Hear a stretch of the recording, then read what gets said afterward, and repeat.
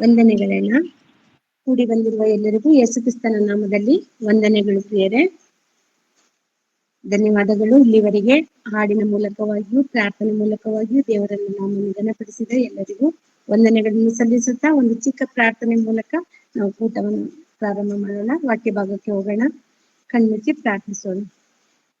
ನಮ್ಮನ್ನು ಬಹಳವಾಗಿ ಪ್ರೀತಿಸುವ ಪರಲೋಕದಲ್ಲಿರುವ ತಂದೆಯಾದ ದೇವರೇ, ನಿಮ್ಮ ನಾಮಕ್ಕೆ ಸ್ತೋತ್ರವಾಗಲಿ, ಮಹಿಮೆ ಆಗಲಿ.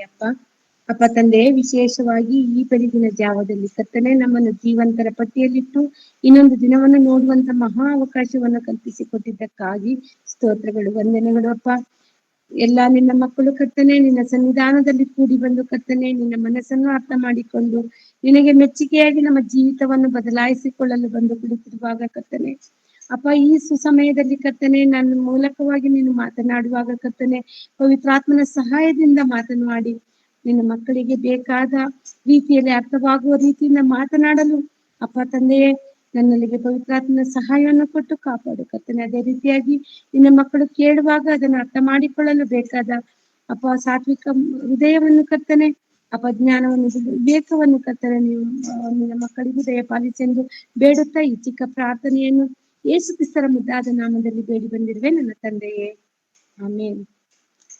ಕೂಡಿ ಬಂದಿರುವ ಪ್ರತಿಯೊಬ್ಬರಿಗೂ ಯೇಸು ಕ್ರಿಸ್ತನ ನಾಮದಲ್ಲಿ ವಂದನೆಗಳು ಪ್ರಿಯರೇ. ವಾಯ್ಸ್ ಕೇಳಿಸ್ತಾ ಇದೆಯಲ್ಲ?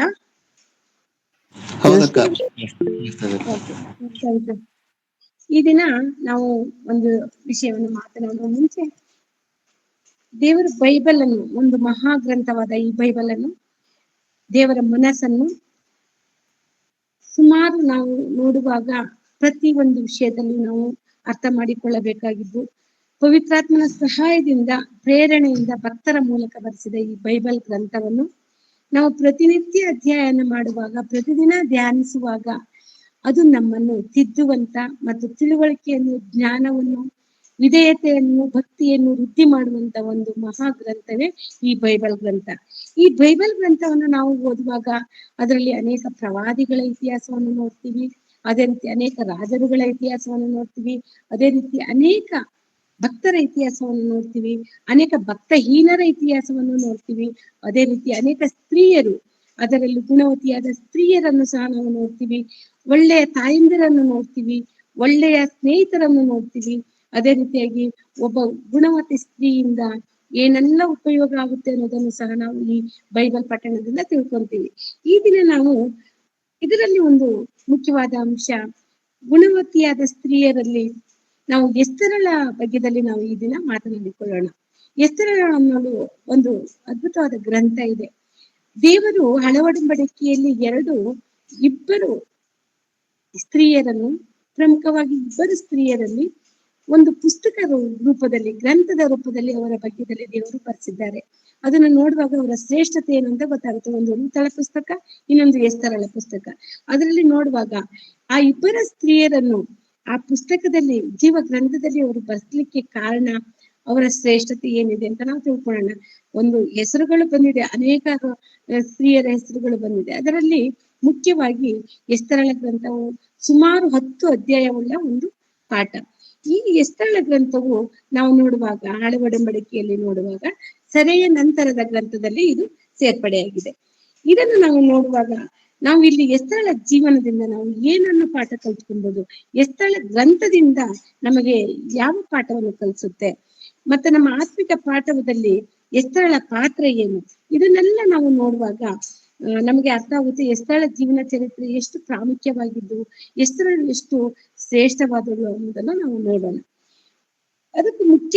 ಅದಕ್ಕಿಂತಲೂ ಮುಂಚಿತವಾಗಿ ಈ ಪಾಠದಲ್ಲಿ ಮುಖ್ಯ ಪಾತ್ರ ವಹಿಸಿದ ಅಶ್ವರೇಶ ಎಂಬ ರಾಜನು. ಆತನು ಪಾರಸೆಯ ರಾಜನಾಗಿದ್ದನು. ನಾವು 1ನೇ ಅಧ್ಯಾಯದಿಂದ ನಾವು ಎಸ್ತರಳ ಗ್ರಂಥ 1ನೇ ಅಧ್ಯಾಯವನ್ನು ನೋಡುವಾಗ ನಮಗೆ ಅಲ್ಲಿಯ ಹಿಸ್ಟ್ರಿಯನ್ನು ನಾವು ನೋಡಬಹುದು.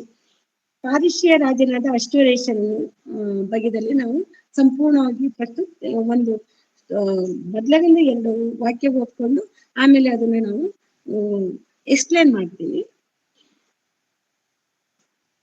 ಇಲ್ಲಿ ಮೊದಲನೇ ವಾಕ್ಯದಿಂದ ಕೆಲವು ವಾಕ್ಯಗಳನ್ನು ನಾವು ಓದ್ಕೊಳ್ಳೋಣ. ಹಿಂದೂಸ್ತಾನ ಮೊದಲುಗೊಂಡು ಕೂಸಿನವರೆಗೆ ಇರುವ 127 ಸಂಸ್ಥಾನಗಳನ್ನು ಆಳುತ್ತಿದ್ದ ಅಶ್ವರೋಷನ ಕಾಲದಲ್ಲಿ ನಡೆದ ಚರಿತ್ರೆ. ರೇಷನು ತನ್ನ ಆಳ್ವಿಕೆಯ 3ನೇ ವರ್ಷದಲ್ಲಿ ಸೂಷನ್ ಕೋಟೆಯಲ್ಲಿನ ತನ್ನ ರಾಜ ಸಿಂಹಾಸನವನ್ನು ಏರಿದಾಗ ಎಲ್ಲಾ ಸರದಾರಿಗೋಸ್ಕರವು ಪರಿವಾರದವರಿಗೋಸ್ಕರವು ಔತಣ ಮಾಡಿಸಿದನು. ಪಾರಸಿಯ ಮತ್ತು ಮೇದ್ಯ ಸೇನಾಧಿಪತಿಗಳು, ಪ್ರಧಾನರು, ಸಂಸ್ಥಾನಾಧಿಕಾರಿಗಳು ಅವನ ಸನ್ನಿಧಿಗೆ ಬಂದಿದ್ದರು. ಅವನು ಅನೇಕ ದಿವಸ, ಅಂದರೆ 180 ದಿವಸಗಳವರೆಗೂ ಅವರಿಗೆ ತನ್ನ ಘನವಾದ ರಾಜ್ಯದ ಐಶ್ವರ್ಯವನ್ನು, ಮಹಾಮಹಿಮೆಯನ್ನು, ವೈಭವವನ್ನು ತೋರಿಸಿದನು. ಆ ದಿನಗಳಾದ ನಂತರ ಕೂಷನ್ ಕೋಟೆಯಲ್ಲಿದ್ದ ಎಲ್ಲ ಶ್ರೇಷ್ಠರಿಗೂ ಕನಿಷ್ಠರಿಗೂ ಅರಮನೆಯ ತೋಟದ ಬಯಲಿನಲ್ಲಿ 7 ದಿನದವರೆಗೆ ಔತಣವನ್ನು ಮಾಡಿಸಿದನು. ಇಲ್ಲಿ ನಾವು ಅಶ್ವರೋಷನ ಬಗ್ಗೆದಲ್ಲಿ 1ನೇ ವಾಕ್ಯದಿಂದ ನಾವು ನೋಡುವಾಗ, ಅಶ್ವರೋಷನು ಹಿಂದೂಸ್ತಾನ ಮೊದಲುಗೊಂಡು, ಅಂದ್ರೆ ಭಾರತವನ್ನು ಮೊದಲುಗೊಂಡು ಕೂಶ್ ದೇಶದವರೆಗಿರುವ ಸುಮಾರು 120 ಸಂಸ್ಥಾನಗಳನ್ನು ಆಳ್ವಿಕೆ ಮಾಡುವಂತ ಮಹಾ ರಾಜನಾಗಿದ್ದನು. ಅವನ ರಾಜ್ಯದಲ್ಲಿ ಅವನು ಆಳ್ವಿಕೆಯನ್ನು ಶೂಷನ್ ಕೋಟೆಯಲ್ಲಿ ಅವನ ರಾಜ ಸಿಂಹಾಸನ ಇತ್ತು. ಯಾವ ಪ್ರದೇಶ ಅದು? ಶೂಷನ್ ಕೋಟೆ.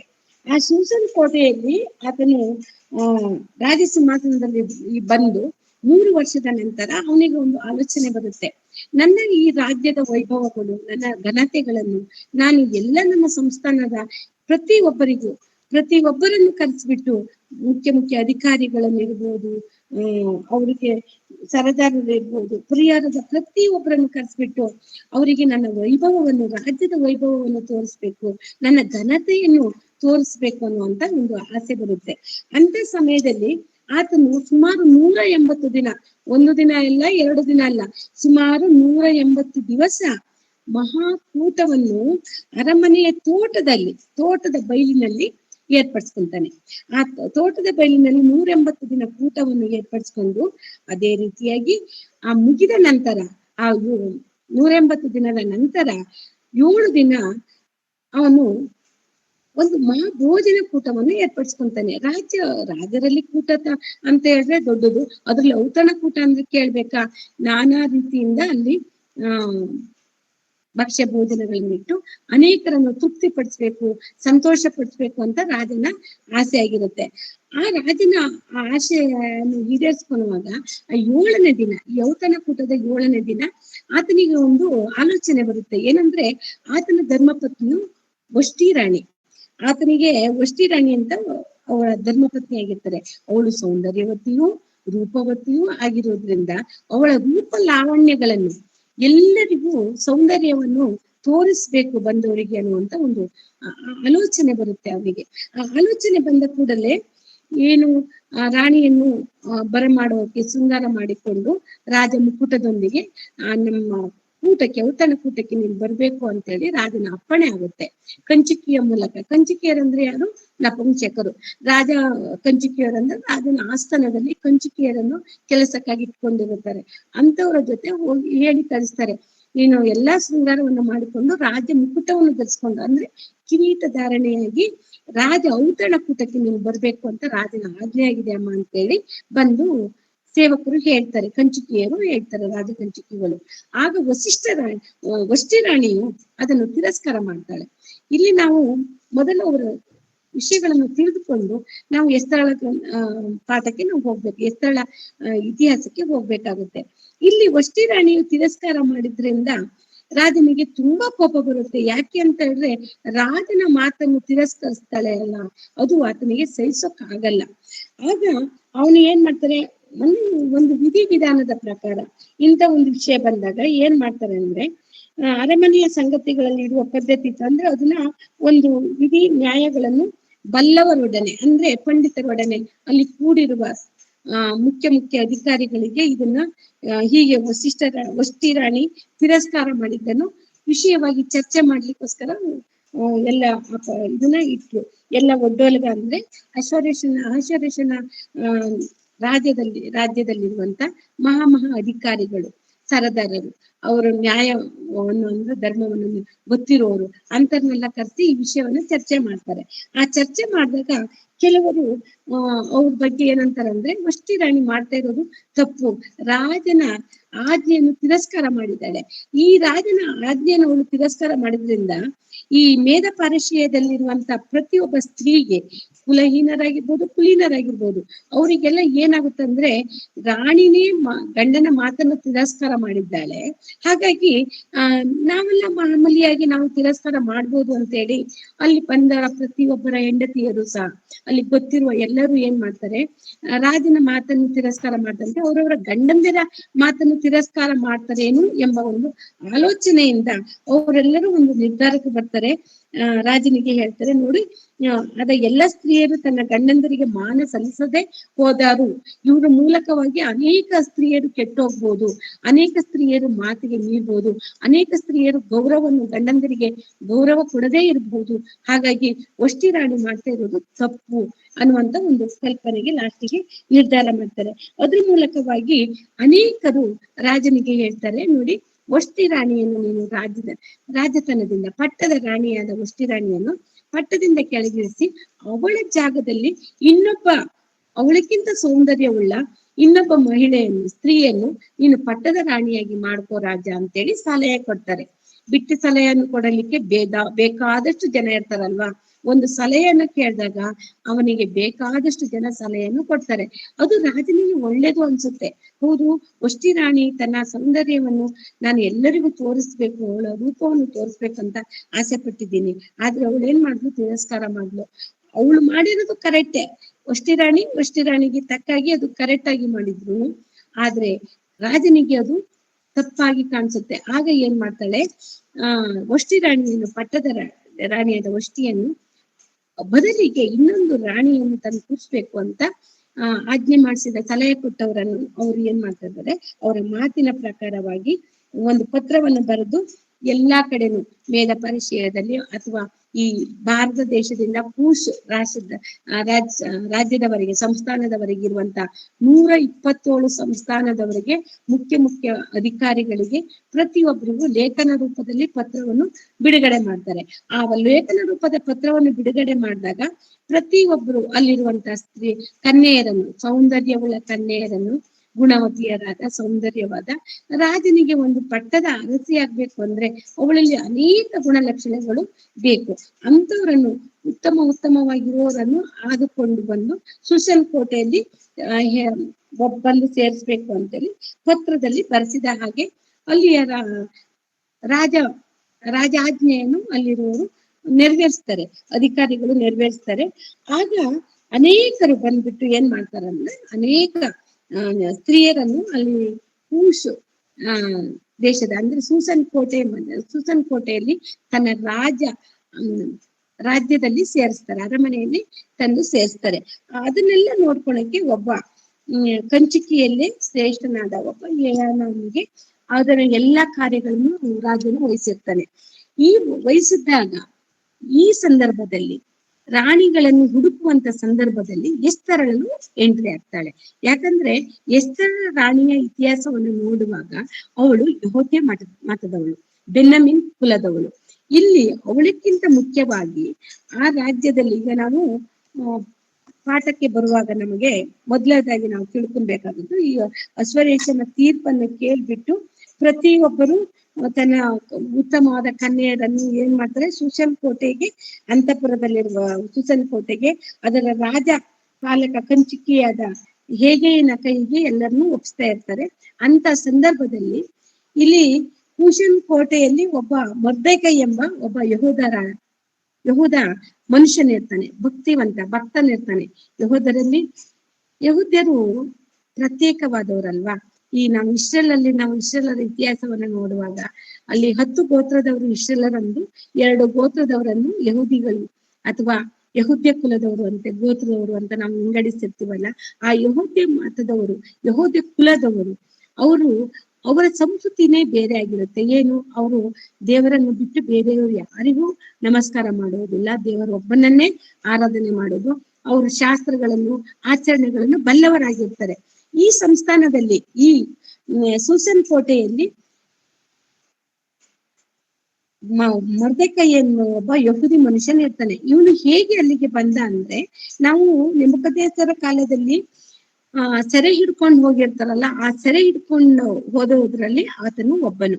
ಸುಮಾರು 70 ವರ್ಷ ಅವರು ಸೆರೆಯಲ್ಲಿ ಇರ್ತಾರೆ. ಆ ಸೆರೆಯಲ್ಲಿರುವಂತ ಕಾಲದಲ್ಲಿ ಆ ಮೊರ್ದೆಕೈ ಎಂಬವನಿಗೆ ಒಬ್ಬ ಮಗಳಿರ್ತಾಳೆ. ಮಗಳಂದ್ರೆ ತಂಗಿ. ಯಾಕಂದ್ರೆ ಆತನ ಚಿಕ್ಕಪ್ಪನ ಮಗಳಾದ ಎಸ್ತರಳು ಅವನು ಮಗಳನ್ನಾಗಿ ಸಾಕಿರ್ತಾನೆ. ಯಾರು? ಮೊರ್ದೆಕೈ. ಯಾಕಂತ ಹೇಳಿದ್ರೆ ಎಸ್ತರಳಿಗೆ ತಂದೆ ತಾಯಿ ಚಿಕ್ಕ ವಯಸ್ಸಿನಲ್ಲೇ ತೀರ್ಕೊಂಡಿರ್ತಾರೆ. ಅವಳು ಅನಾಥವಾಗಿರೋದ್ರಿಂದ ಮೊರ್ದೆಕೈನೇ ತನ್ನ ಎಸ್ತರಳನ್ನು ಪ್ರೀತಿಯಿಂದ ಮಗಳ ರೂಪದಲ್ಲಿ ಸಲಿಗೆ ಬಂದಿರ್ತಾನೆ. ಒಳ್ಳೆ ರೀತಿಯಿಂದ ಯಹೂದ ಮತದಲ್ಲಿ ಬರುವಂತ ಆಚರಣೆಗಳು, ಆಜ್ಞೆಗಳು ಅದನ್ನೆಲ್ಲವನ್ನು ಮಗಳಿಗೆ ಸರಿಯಾಗಿ ಹೇಳಿಕೊಟ್ಟು ಎಸ್ತರಳನ್ನು ಸಂಸ್ಕೃತಿ ಉಳ್ಳವಳಾಗಿ, ಗುಣವತಿಯಾಗಿ ಅವಳನ್ನು ಸಾಕಿ ಸಲ್ಲಿಸ್ತಾ ಬರ್ತಾರೆ. ಇಲ್ಲಿ ನಾವು ಎಸ್ತರಳ ಬಗ್ಗೆದಲ್ಲಿ ನೋಡುವಾಗ, ನಾವು ಎಸ್ತರಳ ಗ್ರಂಥದನ್ನು ನಾವು ತೆಗೆದು ನೋಡೋಣ ಒಮ್ಮೆ. ಇಲ್ಲಿ ಎಸ್ತರಳ ಗ್ರಂಥದಲ್ಲಿ 2ನೇ ಅಧ್ಯಾಯವನ್ನು ತೆಗೆದಾಗ 5ನೇ ವಾಕ್ಯದಿಂದ ನಾವು ಕೆಲವೊಂದು ವಾಕ್ಯಗಳನ್ನು ಓದಿಕೊಳ್ಳೋಣ. ಶೂಷನ್ ಕೋಟೆಯಲ್ಲಿ ಮೊರ್ದೆಕೈ ಎಂಬೊಬ್ಬ ಯಹೂದಿ ಮನುಷ್ಯನು ವಾಸಿಸುತ್ತಿದ್ದನು. ಇವನು ಬೆನ್ಯಾಮೀನ ಕೀಷನ ಮರಿಮಗನೂ ಶಿಮ್ಗಿಯ ಮೊಮ್ಮಗನೂ ಯಾಯೀರನ ಮಗನೂ ಆಗಿದ್ದನು. ಬಾಬೆಲಿನ ಅರಸನಾದ ಓದ್ಬೇಕಂಟಿ ಓದಿ ಕಂಟಿನ್ಯೂ. ಬಾಬೆಲಿನ ಅರಸನಾದ ನೆಬೂಕದ್ನೆಚ್ಚರನಿಂದ ಯಹೂದ ರಾಜನಾದ ಯೆಹೋಯಾಕೀನನೊಡನೆ ಸೆರೆಯೊಯ್ಯಲ್ಪಟ್ಟವರಲ್ಲಿ ಇವನೊಬ್ಬನು. ಇವನು ಎಸ್ತೇರಳೆಂಬ ಹೆಸರನ್ನು ಪಡೆದ ಹದೆಸ್ಸ ಎಂಬ ತನ್ನ ಚಿಕ್ಕಪ್ಪನ ಅನಾಥಳಾದ ಮಗಳನ್ನು ತಂದೆ ತಾಯಿಗಳು ಸತ್ತಂದಿನಿಂದ ಪುತ್ರಿಯನ್ನಾಗಿ ಸ್ವೀಕರಿಸಿ ಸಾಕುತ್ತಿದ್ದನು. ಈಕೆಯು ರೂಪವತಿಯೂ ಲಾವಣ್ಯವತಿಯೂ ಆಗಿದ್ದಳು. ಸಾಕು ಬ್ರದರ್. ಇಲ್ಲಿ ನಾವು ಸೂಸನ್ ಕೋಟೆಯಲ್ಲಿ ಮೊರ್ದೆಕೈ ಎಂಬ ಯಹೂದಿ ಮನುಷ್ಯನು ಹೇಗೆ ವಾಸವಾಗಿದ್ದನು ಅನ್ನೋದನ್ನ ನಾವು ತಿಳ್ಕೊಂಡಿದೀವಿ. ಅವನ ಚಿಕ್ಕಪ್ಪನ ಮಗಳಾದವಳೆ ಎಸ್ತರಳು. ಇಲ್ಲಿ ಎಸ್ತರಳು ಎಂಬುವಂತ ಪದವನ್ನು ನೋಡುವಾಗ, ಎಸ್ತರಳು ಅನ್ನೋದು ಇದು ಕನ್ನಡ ನಾವು ಎಸ್ತರಳು ಅಂತ ಕರಿತೇವಲ್ಲ, ಅದನ್ನು ನಾವು ಇಬ್ರಿಯ ಭಾಷೆದಲ್ಲಿ, ಅವರು ಇಬ್ರಿಯದವರಲ್ವಾ, ಇಬ್ರಿಯ ಭಾಷೆದಲ್ಲಿ ನಾವು ನೋಡುವಾಗ ಹದೆಸ್ಸ ಅಂತ ಇಟ್ಕೊಂಡು ನಾವು ಅವಳ ಹೆಸರನ್ನು ಕರೀಬಹುದು. ಅದನ್ನು ಹದೆಸ್ಸ ಅಂತ ಹೇಳಿದ್ರೆ ಸ್ಟಾರ್, ನಕ್ಷತ್ರ ಅಂತ ನಾವು ಓದ್ಕೊಳ್ತೀವಿ. ನಕ್ಷತ್ರ ಅಂದ್ರೆ ಅವಳು ಹೊಳೆಯುವವಳು, ರೂಪವತಿ, ಲಾವಣ್ಯವತಿ, ಹೆಸರಿಗೆ ತಕ್ಕ ಹಾಗೆ ಅವಳು ಮಿನುಗು ತಾರೆಯಾಗಿದ್ಲು ಅಂತೇಳಿ ನಾವಿಲ್ಲಿ ನೋಡ್ಬೋದು. ಎಸ್ತರಳು ಅಂತ ಹೇಳಿದ್ರೆ ನಕ್ಷತ್ರ ಅಥವಾ ಸ್ಟಾರ್ ಅಂತೇಳಿ ನಾವಿಲ್ಲಿ ನೋಡ್ಬೋದು. ಈಕೆ ತುಂಬಾ ಸೌಂದರ್ಯವತಿಯೂ, ರೂಪವತಿಯೂ, ಗುಣವತಿಯೂ ಆಗಿದ್ದ ಒಂದು ಸ್ತ್ರೀಯಾಗಿರ್ತಾಳೆ. ಅವಳಲ್ಲಿ ಅನೇಕವಾದ ಗುಣಲಕ್ಷಣಗಳಿರ್ತವೆ. ಅವಳಲ್ಲಿ ನಾವು ಮುಖ್ಯವಾಗಿ 3 ಗುಣಲಕ್ಷಣವನ್ನು ನಾವು ಮುಂದೆ ಅವಳಲ್ಲಿ ನಾವು ನೋಡ್ಬೋದು. ಒಂದು ನಂಬಿಕೆ, ಅಂದ್ರೆ ಫೇತ್, ಅವಳಿಗೆ ನಂಬಿಕೆಗೆ ಒಂದು ಬುನಾದಿಯಾಗಿದ್ಲು, ಅವಳು ನಂಬಿಕಸ್ಥಳಾಗಿದ್ಲು. ಜೊತೆಗೆ ಕರೇಜ್ ಅಂದ್ರೆ ಧೈರ್ಯಶಾಲಿಯೂ ಆಗಿದ್ಲು ಅವಳು. ಅದೇ ರೀತಿಯಾಗಿ ವಿಧೇಯತೆ, ಒಬಿಡಿಯನ್ಸ್ ಅವಳಲ್ಲಿ ಎದ್ದು ಕಾಣಿಸ್ತಾ ಇತ್ತು. ಅವಳ ಭಕ್ತಿ ಇತ್ತು, ದಯೆ ತೋರುವವಳಾಗಿದ್ಲು, ಮನುಷ್ಯರ ದಯವನ್ನು ಸಹ ಹೊಂದಿದವು ಅವಳು ಆಗಿದ್ಲು. ಯಾರು? ಎಸ್ತರಳ ರಾಣಿಯರು. ಈ ಎಸ್ತರಳು ರಾಣಿ ಆಗುವುದಕ್ಕೂ ಮುಂಚೆ ಒಬ್ಳು ಸಾಮಾನ್ಯ ಸ್ತ್ರೀಯಳು. ಅವಳು ಸೆರೆಯಲ್ಲಿ ಬಿದ್ದಾತಳು, ದಾಸಿಯೂ ಆಗಿದ್ದವಳು. ಇವಳು ತುಂಬಾ ರೂಪವತಿ ಮತ್ತೆ ಲಾವಣ್ಯವತಿ ಆಗಿದ್ದರಿಂದ ಕನ್ಯೆಗಳನ್ನು ಒರೆಸುವಾಗ ಎಸ್ತರಳನ್ನು ಸಹ ಅವರು ಆ ಗುಂಪಿನಲ್ಲಿ ಸೇರ್ಸ್ಕೊಂಡು ಹೋಗಿ ಸೂಸನ್ ಕೋಟೆಯ ಅರಮನೆಯಲ್ಲಿ ಹೇಯನ ಕೈಯಲ್ಲಿ ಕೊಡ್ತಾರೆ. ಅವಳು ಕೊಟ್ಟಾಗ ಅದನ್ನು ಪ್ರತಿನಿತ್ಯನೂ ಯಾರು? ಮೊರ್ದೆಕೈ ಅವಳ ಯೋಗಕ್ಷೇಮವನ್ನು ವಿಚಾರಿಸಕ್ಕೋಸ್ಕರ, ಹೇಗಿದ್ದಾಳೆ, ಎಸ್ತರಳು ಒಳಗಡೆ ಹೋಗಿದ್ದಾಳಲ್ಲ ರಾಜ್ಯದಲ್ಲಿ, ಅವಳು ಹೇಗಿದ್ದಾಳೆ ಅನ್ನುವಂತ ಅವಳ ಬಗ್ಗೆದಲ್ಲಿ ಪ್ರತಿನಿತ್ಯನೂ ತಿಳಿದುಕೊಳ್ಳುವುದಕ್ಕೋಸ್ಕರ, ಮುಂದೆ ಏನಾಗ್ಬೋದು, ಅವಳಿಗೆ ಮುಂದೆ ಏನಾದ್ರೂ ಪ್ರಾಬ್ಲಮ್ ಆಗ್ಬೋದಾ ಅಥವಾ ಒಳ್ಳೇದಾಗ್ಬೋದಾ, ಅವಳನ್ನು ರಾಣಿಯಾಗಿ ಸ್ವೀಕರಿಸ್ತಾನ, ಅದನ್ನೆಲ್ಲ ತಿಳ್ಕೊಳಕ್ಕೋಸ್ಕರವಾಗಿ, ಮತ್ತೆ ಅವಳಿಗೆ ಏನೋ ಆಪತ್ತು ಬರಬಾರ್ದು ಅಂತ ಹೇಳಿ ಮೊರ್ದೆಕೈ ಏನ್ ಮಾಡ್ತಾನಂದ್ರೆ ಯಾವಾಗಲೂ ರಾಜ್ಯದ ಅರಮನೆಯ ಮುಖ್ಯ ದ್ವಾರದಲ್ಲೇ ಕೂತಿರ್ತಾನೆ. ಆ ಕೂತಿರುವಂತ ಸಂದರ್ಭವನ್ನು ನಾವು ನೋಡ್ಕೊಳ್ಳುವಾಗ ಆತನು ಪ್ರತಿನಿತ್ಯವೂ ಬಂದು ತನ್ನ ಮಗಳಾಗಿ ಸಾಕಿರುವ ಎಸ್ತರಳ ಬಗ್ಗೆ ವಿಚಾರಣೆ ಮಾಡುವುದಕ್ಕೋಸ್ಕರ ಆಸ್ಥಾನಕ್ಕೆ ಬಂದು ಮುಖ್ಯ ದ್ವಾರದ ಬಳಿ ಬಂದು ಕುತ್ಕೊಂತಿದ್ನ. ಅದು ಅವನ ದಿನಚರಿಯಾಗಿತ್ತು ಮೊರ್ದೆಕೈದು.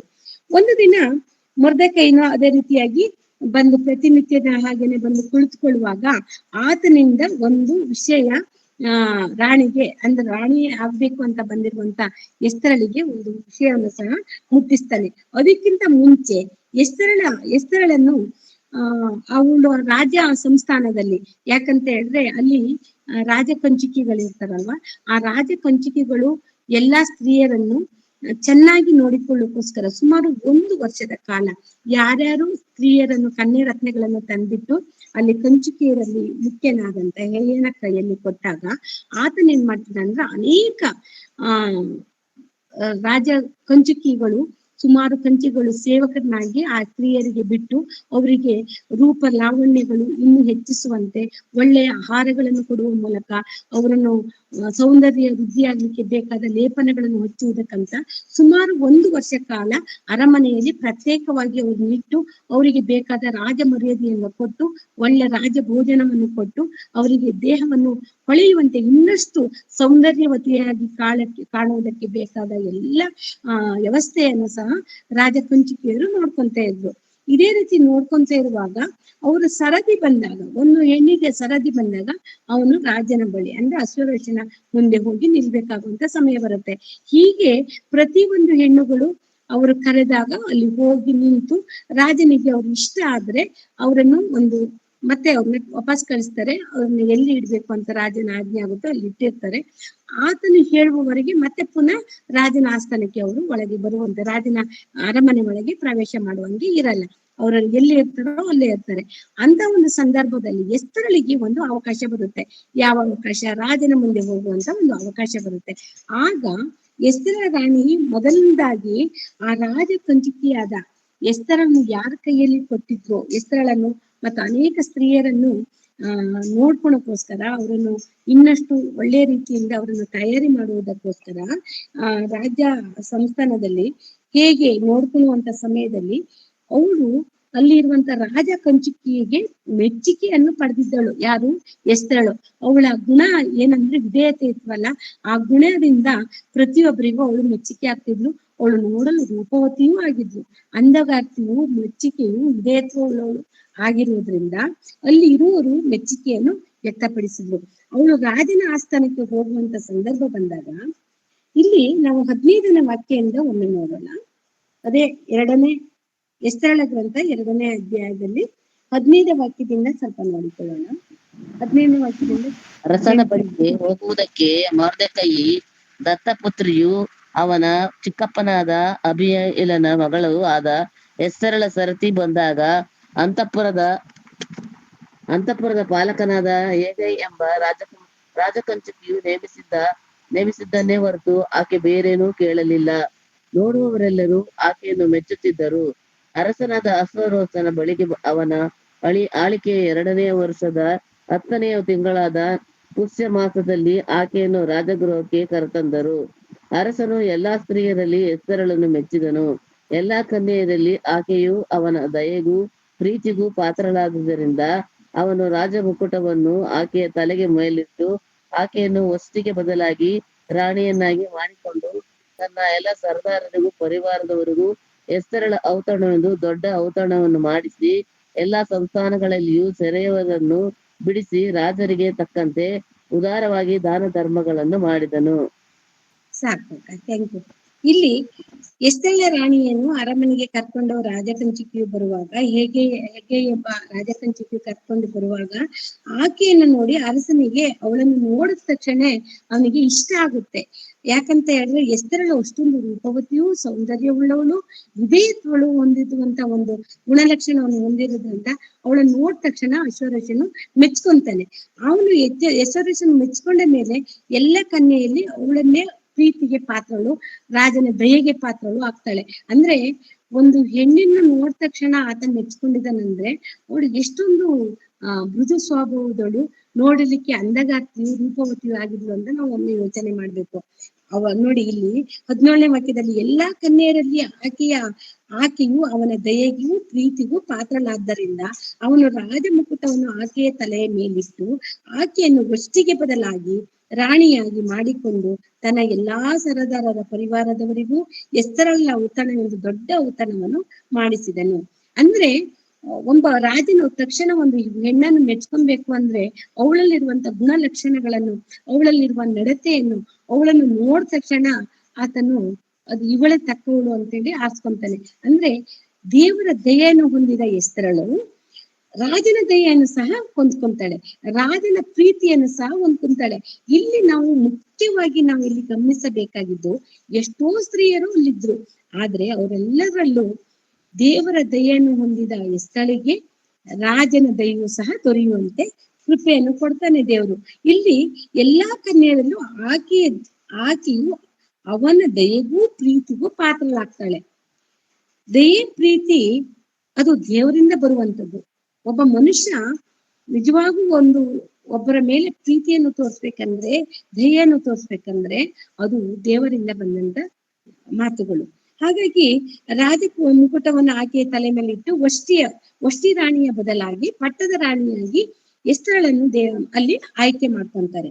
ಅವಳನ್ನು ಆಯ್ಕೆ ಮಾಡ್ಕೊಂಡು ಅವಳನ್ನ ರಾಣಿಯಾಗಿ ಸ್ವೀಕಾರ ಮಾಡಿ ಎಲ್ಲ ಸಂಸ್ಥಾನದಲ್ಲಿ ಅನೇಕರು ಸೆರೆಯಲ್ಲಿರ್ತಾರಲ್ಲ, ಆ ಸೆರೆಯರನ್ನು ಆ ಔತಣದ ದಿನದಂದು ಬಿಡುಗಡೆಯನ್ನು ಮಾಡ್ತಾ ರಾಜ ಮಾಡ್ತಾನೆ. ಒಳ್ಳೆ ಕೆಲಸಗಳನ್ನು ಮಾಡ್ತಾನೆ. ಆತನು ಅನೇಕ ಸೆರೆಯವರನ್ನು ಬಿಡಿಸಿ ರಾಜರಿಗೆ ತಕ್ಕಂತೆ ಉದಾರವಾಗಿ ದಾನ ಧರ್ಮಗಳನ್ನು ಮಾಡ್ತಾನೆ. ಅವನು ಎಂತೆಂತ ಒಳ್ಳೊಳ್ಳೆ ಕೆಲಸ ಮಾಡ್ತಾನೆ ಅಂದ್ರೆ, ಎಸ್ತಳ ರಾಣಿಯನ್ನು ರಾಣಿಯಾಗಿ ಮಾಡ್ಕೊಂಡ ತಕ್ಷಣ ಸೆರೆಯಲ್ಲಿದ್ದರನ್ನು ಬಿಡುಗಡೆ ಮಾಡ್ತಾರೆ. ಅನೇಕರಿಗೆ ದಾನ ಧರ್ಮಗಳನ್ನು ಮಾಡಿ ಒಬ್ಬ ಒಳ್ಳೆಯ ರಾಜನ ಹಾಗೆ ಅಲ್ಲಿ ನಮಗೆ ಕಾಣಿಸ್ಕೊಳ್ತಾನೆ ಅಶ್ವರೋಷನಿ. ಅಂದ್ರೆ ಅಶ್ವರೋಷನಿಗೆ ಮೆಚ್ಚುಗೆಯಾದ ಹೆಂಡತಿ ಆಗ್ತಾಳೆ ಇಲ್ಲಿ ಎಸ್ತಳಳು. ಹೀಗೆ ಆತಳು ರಾಣಿಯಾಗಿ ಪಟ್ಟದ ಅರಸಿಯಾಗಿ ಅವಳನ್ನು ಆಯ್ಕೆ ಮಾಡ್ತಾರೆ. ಇಲ್ಲಿ ನಾವು ಎಸ್ತಳನ್ನು ನೋಡ್ಬೇಕು. ಅವಳು ಒಬ್ಬ ಸಾಮಾನ್ಯ ಸ್ತ್ರೀಯಳು, ಒಬ್ಳು ದಾಸಿಯು, ಸೆರೆಯಲ್ಲಿ ಹೋದಂತ ಗುಲಾಮಳು ಅಲ್ವಾ. ಸೆರೆ ಇಟ್ಕೊಂಡು ಹೋದವ್ರನ್ನ ರಾಜ ಮರ್ಯಾದೆ ಕೊಡ್ತಾರಾ? ಇಲ್ಲ. ಸೆರೆಯಲ್ಲಿದ್ದವರನ್ನು ಗುಲಾಮರಂತೆ ನಾವು ನೋಡ್ತೀವಿ. ಇಸ್ರೇಲರು ಐಗುಪ್ತ ದೇಶದಲ್ಲಿ ಸುಮಾರು ಎಷ್ಟು ವರ್ಷಗಳು ಅಲ್ಲಿ ಗುಲಾಮಗಿರಿಯಲ್ಲಿ ಇರ್ತಾರಲ್ವಾ, ಅವ್ರನ್ನೆಲ್ಲ ಹೇಗ್ ನೋಡ್ಕೊಂತ ಇದ್ರು? ಅವರು ಗುಲಾಮಿ ಬಿಟ್ಟಿ ಕೆಲಸಗಳನ್ನು ಮಾಡ್ಲಿಕ್ಕೆ ಉಪಯೋಗಿಸ್ಕೊಂತಿದ್ರು. ಅದೇ ರೀತಿಯಾಗಿ ಇಲ್ಲಿಯೂ ಸಹ ಇವರು ಗುಲಾಮರಾಗಿ ಹೋಗಿದ್ದು, ದಾಸತ್ವದಲ್ಲೇ ಸಿಕ್ಕೊಂಡಿರೋದು. ಅಂತವರಲ್ಲಿ ಅವಳು ಶ್ರೇಷ್ಠಳಾಗಿ ಸೌಂದರ್ಯವತಿಯು ರೂಪವತಿಯೂ ಆದ ಕನ್ಯೆ ಆದ್ರಿಂದ, ಅವಳಿಗೆ ದೇವರು ಕೃಪೆ ಇರುವುದರಿಂದ, ದೇವರ ದಯೆಯನ್ನು ಹೊಂದಿರುವುದರಿಂದ, ಇನ್ನೊಂದು ಇವರು ಯಹೂದಿಗಳು ದೇವರನ್ನು ನಂಬಿಕೊಂಡಿದ್ದ ಜನಗಳಾಗಿದ್ರು. ತಂದೆಯಾದ ದೇವರನ್ನು ಅವರು ನಂಬಿದ್ದರು. ತಂದೆಯಾದ ದೇವರ ಮೇಲೆ ಭಾರವನ್ನು ಬಿಟ್ಟ ಜನಗಳಾಗಿದ್ರು. ಇಲ್ಲಿ ಅಷ್ಟೊಂದು 127 ಸಂಸ್ಥಾನದವರಲ್ಲಿ ಇಲ್ಲಿ ಎಸ್ತರಳೇ ಯಾಕೆ ಆಯ್ಕೆ ಆದ್ಲು ಅಂದ್ರು, ಅದು ದೇವರ ಸಂಕಲ್ಪವಾಗಿತ್ತು, ದೇವರ ಚಿತ್ತವಾಗಿತ್ತು. ಅದ್ರ ಮೂಲಕವಾಗಿ ಅಲ್ಲಿ ಯಹೂದ್ಯರಿಗೆ ರಕ್ಷಣೆ ಬರ್ಬೇಕಾಗಿತ್ತು. ಯಹೂದ್ಯರ ರಕ್ಷಣೆಗೋಸ್ಕರವಾಗಿನೇ ಇಲ್ಲಿ ಎಸ್ತರಳು ರಾಣಿಯಾಗಿ ಪಟ್ಟದ ಅರಸೆಯಾಗಿ ಆಯ್ಕೆ ಮಾಡಲು ದೇವರ ಕೃಪೆಗೂ ದಯೆಗೂ ಪಾತ್ರಳಾಗಿ, ಅರಸನ ಕೃಪೆಗೂ ಮತ್ತು ಅರಸನ ಪ್ರೀತಿಗೂ ಅರಸನ ದಯೆಗೂ ಪಾತ್ರಳಾಗಿ ದೇವರು ಇಲ್ಲಿ ಮಾರ್ಪಾಟು ಮಾಡ್ತಾನೆ. ಇದನ್ನು ನಾವು ನೋಡ್ಕೊಂಡಾಗ ದೇವರ ಸಂಕಲ್ಪ ಇದ್ದರೆ ಎಂತ ದಾಸತ್ವದಲ್ಲಿ ನಾವು ಇದ್ರು ಸಹ, ಎಂತ ಹೀನವಾದ ಸ್ಥಿತಿಯಲ್ಲಿ ಇದ್ರು ಸಹ ದೇವರು ಒಮ್ಮೆ ಅವರನ್ನು ಮೇಲಕ್ಕೆತ್ತುತ್ತಾರೆ. ದೇವರು ತಕ್ಕ ಸಮಯದಲ್ಲಿ ಎಲ್ಲರನ್ನು ಮೇಲಕ್ಕೆತ್ತುತ್ತಾರೆ. ನಾವು ಜ್ಞಾನೋಕ್ತಿ ಪುಸ್ತಕದಲ್ಲಿ ನೋಡ್ಕೊಳ್ಬಹುದು. ಅದು 31ನೇ ಅಧ್ಯಾಯ 10ನೇ ವಾಕ್ಯವನ್ನು ತೆಗೆದಾಗ, ಗುಣವತಿಯಾದ ಸ್ತ್ರೀಯು ಎಲ್ಲಿ ಸಿಕ್ಕಾಳು. ಜ್ಞಾನೋಕ್ತಿಯು 31ನೇ ಅಧ್ಯಾಯ 10ನೇ ವಾಕ್ಯವನ್ನು ತೆಗೆದು ನೋಡೋಣ. ಜ್ಞಾನೋಕ್ತಿಗಳು 31:10. ಗುಣವತಿಯಾದ ಸ್ತ್ರೀ ಎಲ್ಲಿ ಸಿಕ್ಕಾಳು.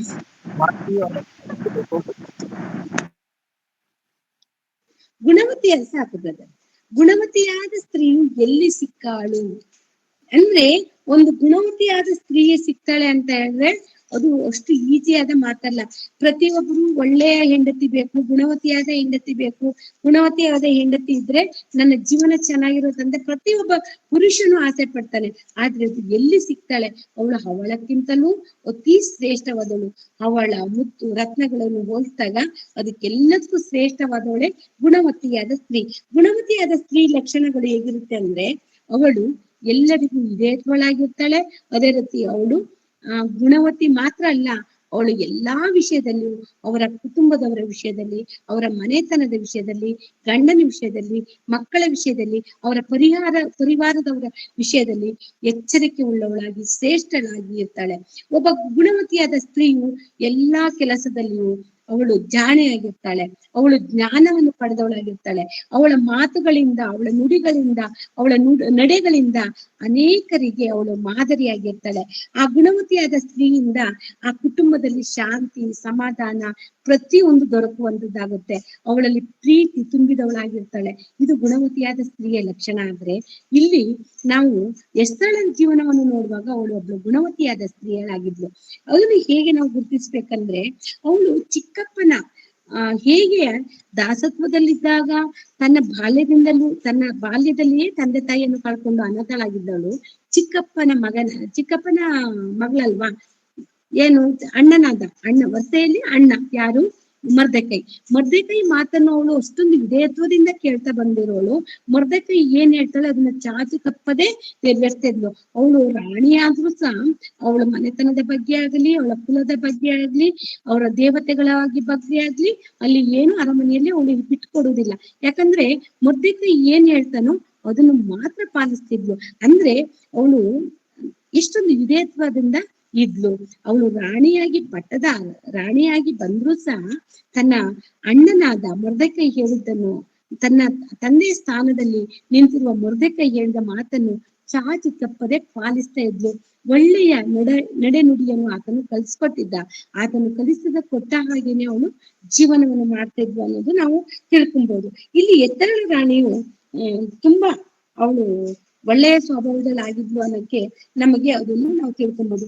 ಇಲ್ಲಿ ಮೊರ್ದೆಕೈ ಪ್ರತಿನಿತ್ಯವೂ ಬಂದು ಸುಸನ್ ಕೋಟೆಯ ಮಹಾದ್ವಾರದಲ್ಲಿ, ಅರಮನೆಯ ಮಹಾದ್ವಾರದಲ್ಲಿ ಬಂದು ಕುಳಿತುಕೊಂಡಾಗ ಒಂದು ದಿನ ಆತನಿಗೆ ಒಂದು ವಿಷಯ ಕಿವಿಗೆ ಬೀಳುತ್ತೆ.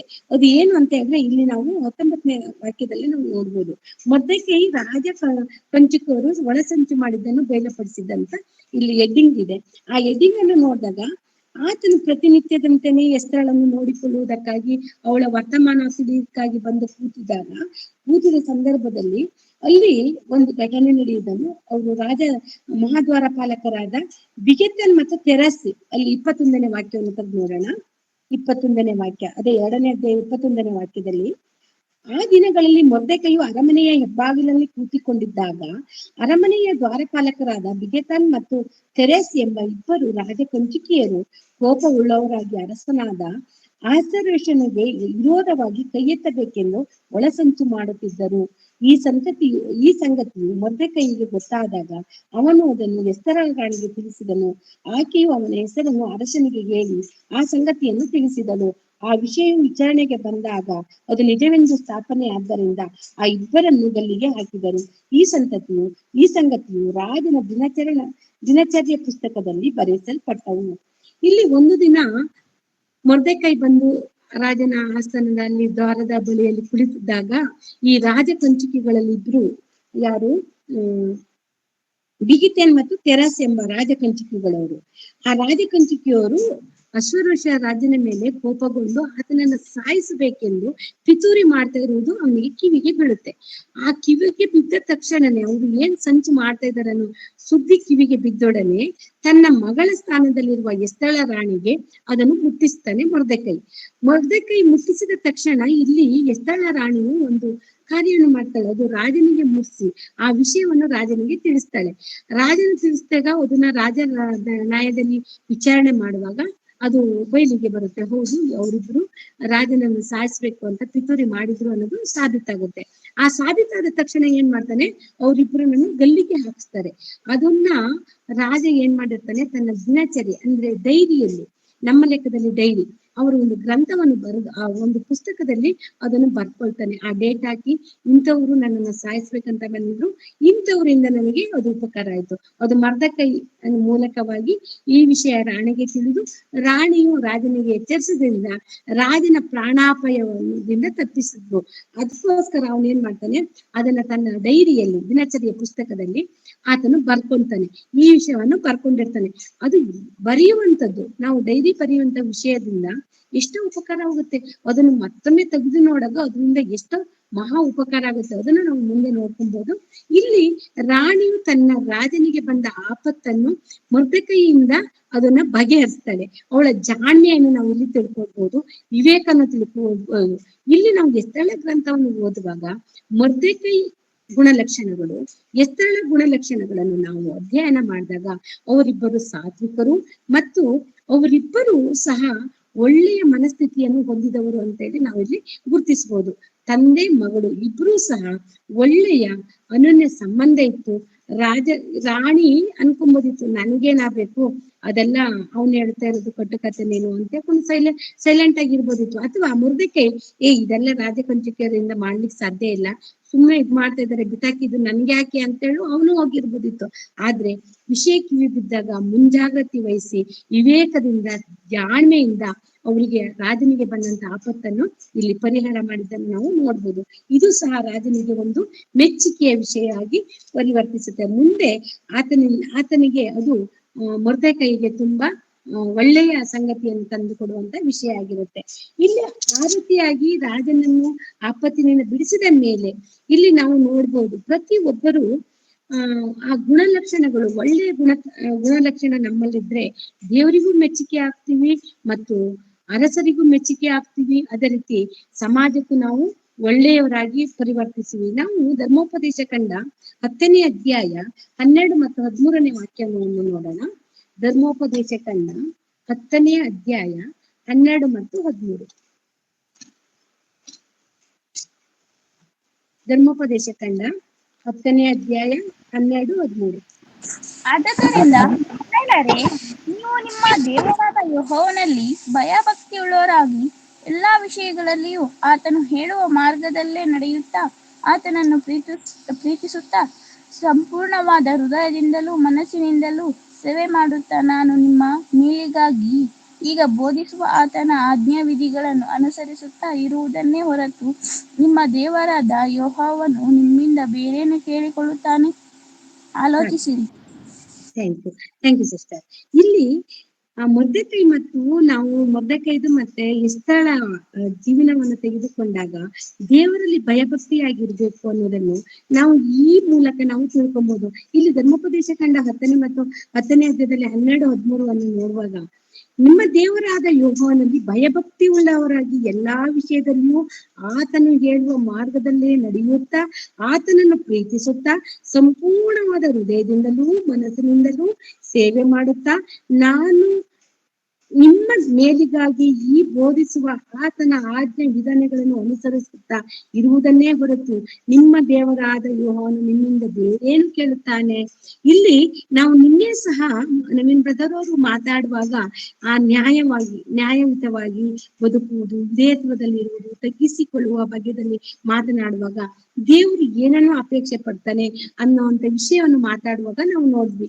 ದೇವರ ಆಜ್ಞೆಗಳನ್ನು ಕೈಕೊಂಡು ನಡೆದು ಆತನಿಗೆ ವಿಧೇಯತ್ವದಿಂದ ಆತನ ಮಾತಿಗೆ ಅನುಸಾರವಾಗಿ ಬದುಕುವುದು, ನ್ಯಾಯಯುತವಾಗಿ ಬದುಕುವುದು, ನೀತಿಯುತವಾಗಿ ಬದುಕುವುದು ದೇವರಿಗೆ ಇಷ್ಟಪಡುವಂಥದ್ದು.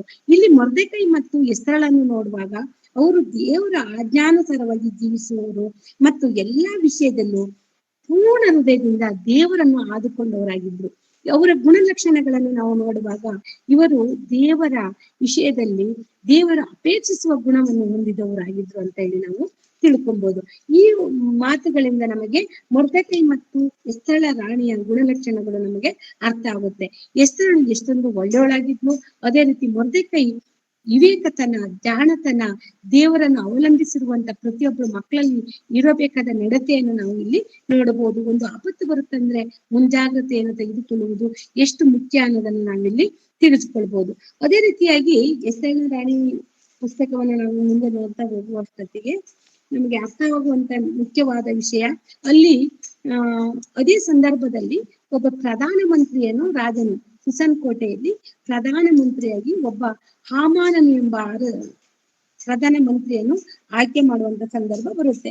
ಅಂತ ಸಂದರ್ಭದಲ್ಲಿ ಇಲ್ಲಿ ನಾವು 3ನೇ ಅಧ್ಯಾಯದಲ್ಲಿ ನೋಡುವಾಗ ಅದೇ ಎಸ್ತಳ ಗ್ರಂಥ 3ನೇ ಅಧ್ಯಾಯದಲ್ಲಿ ಇದಾದ ನಂತರ ನೋಡಿ 1ನೇ ವಾಕ್ಯದಿಂದ ಓದ್ತೀವಿ. ಇದಾದ ನಂತರ ಅರಸನಾದ ಆಶ್ವೇರೋಷನು ಆಗಾಗನ ವಂಶದವನು ಹಮ್ಮದಾತನ ಮಗನೂ ಆದ ಹಾಮಾನನನ್ನು ಪದವಿಯಲ್ಲಿ ಹೆಚ್ಚಿಸಿ ಅವನಿಗೆ ದೊಡ್ಡ ಅಧಿಕಾರವನ್ನು ಕೊಟ್ಟು ತನ್ನ ಒಡೆಲಗದ ಎಲ್ಲಾ ಸರದಾರದಲ್ಲಿ ಅವನಿಗೆ ಪ್ರಥಮ ಸ್ಥಾನವನ್ನು ಅನುಗ್ರಹಿಸಿದ್ದನು. ಅರಸನು ರಾಜ ನಿವಾಸನದಲ್ಲಿರುವ ರಾಜ ಸೇವಕರಿಗೆಲ್ಲರಿಗೂ ಹಾಮಾನನಿಗೂ ಸಾಷ್ಟಾಂಗ ನಮಸ್ಕಾರ ಮಾಡಬೇಕೆಂದು ಅಪ್ಪಣೆ ಎದ್ದರಿಂದ ಎಲ್ಲರೂ ಹಾಗೆ ಮಾಡುತ್ತಿದ್ದರು.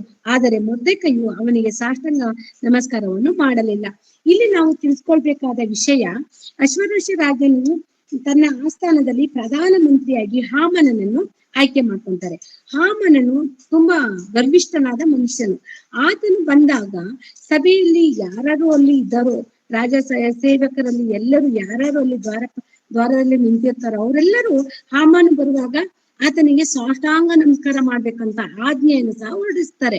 ಅಂತ ಸಂದರ್ಭದಲ್ಲಿ ಈ ಹಾಮಾನನು ಬರುವಂತ ಸಮಯದಲ್ಲಿಯೂ ಸಹ ಮೊರ್ದೆಕೈ ಅವನಿಗೆ ಸಾಷ್ಟಾಂಗ ನಮಸ್ಕಾರ ಮಾಡಲ್ಲ. ಯಾಕಂತ ಹೇಳಿದ್ರೆ ಧರ್ಮಶಾಸ್ತ್ರದಲ್ಲಿ ಅವರಿಗೆ ಕೊಟ್ಟ ದಸಾಜ್ಞೆಗಳಲ್ಲಿ, ಯಹೂದ್ಯರಿಗೆ ಕೊಟ್ಟಂತ ದಸಾಜ್ಞೆಗಳಲ್ಲಿ ನಾವು ನೋಡ್ತೀವಿ, ಮೋಸೆಯ ಧರ್ಮಶಾಸ್ತ್ರದಲ್ಲಿ ನಿನ್ನ ದೇವರು ಹೊರತು ಇನ್ಯಾರಿಗೂ ಸಾಷ್ಟಾಂಗ ನಮಸ್ಕಾರ ಮಾಡ್ಬೇಡ ಅಂತ ಹೇಳಿದ್ದಾರೆ.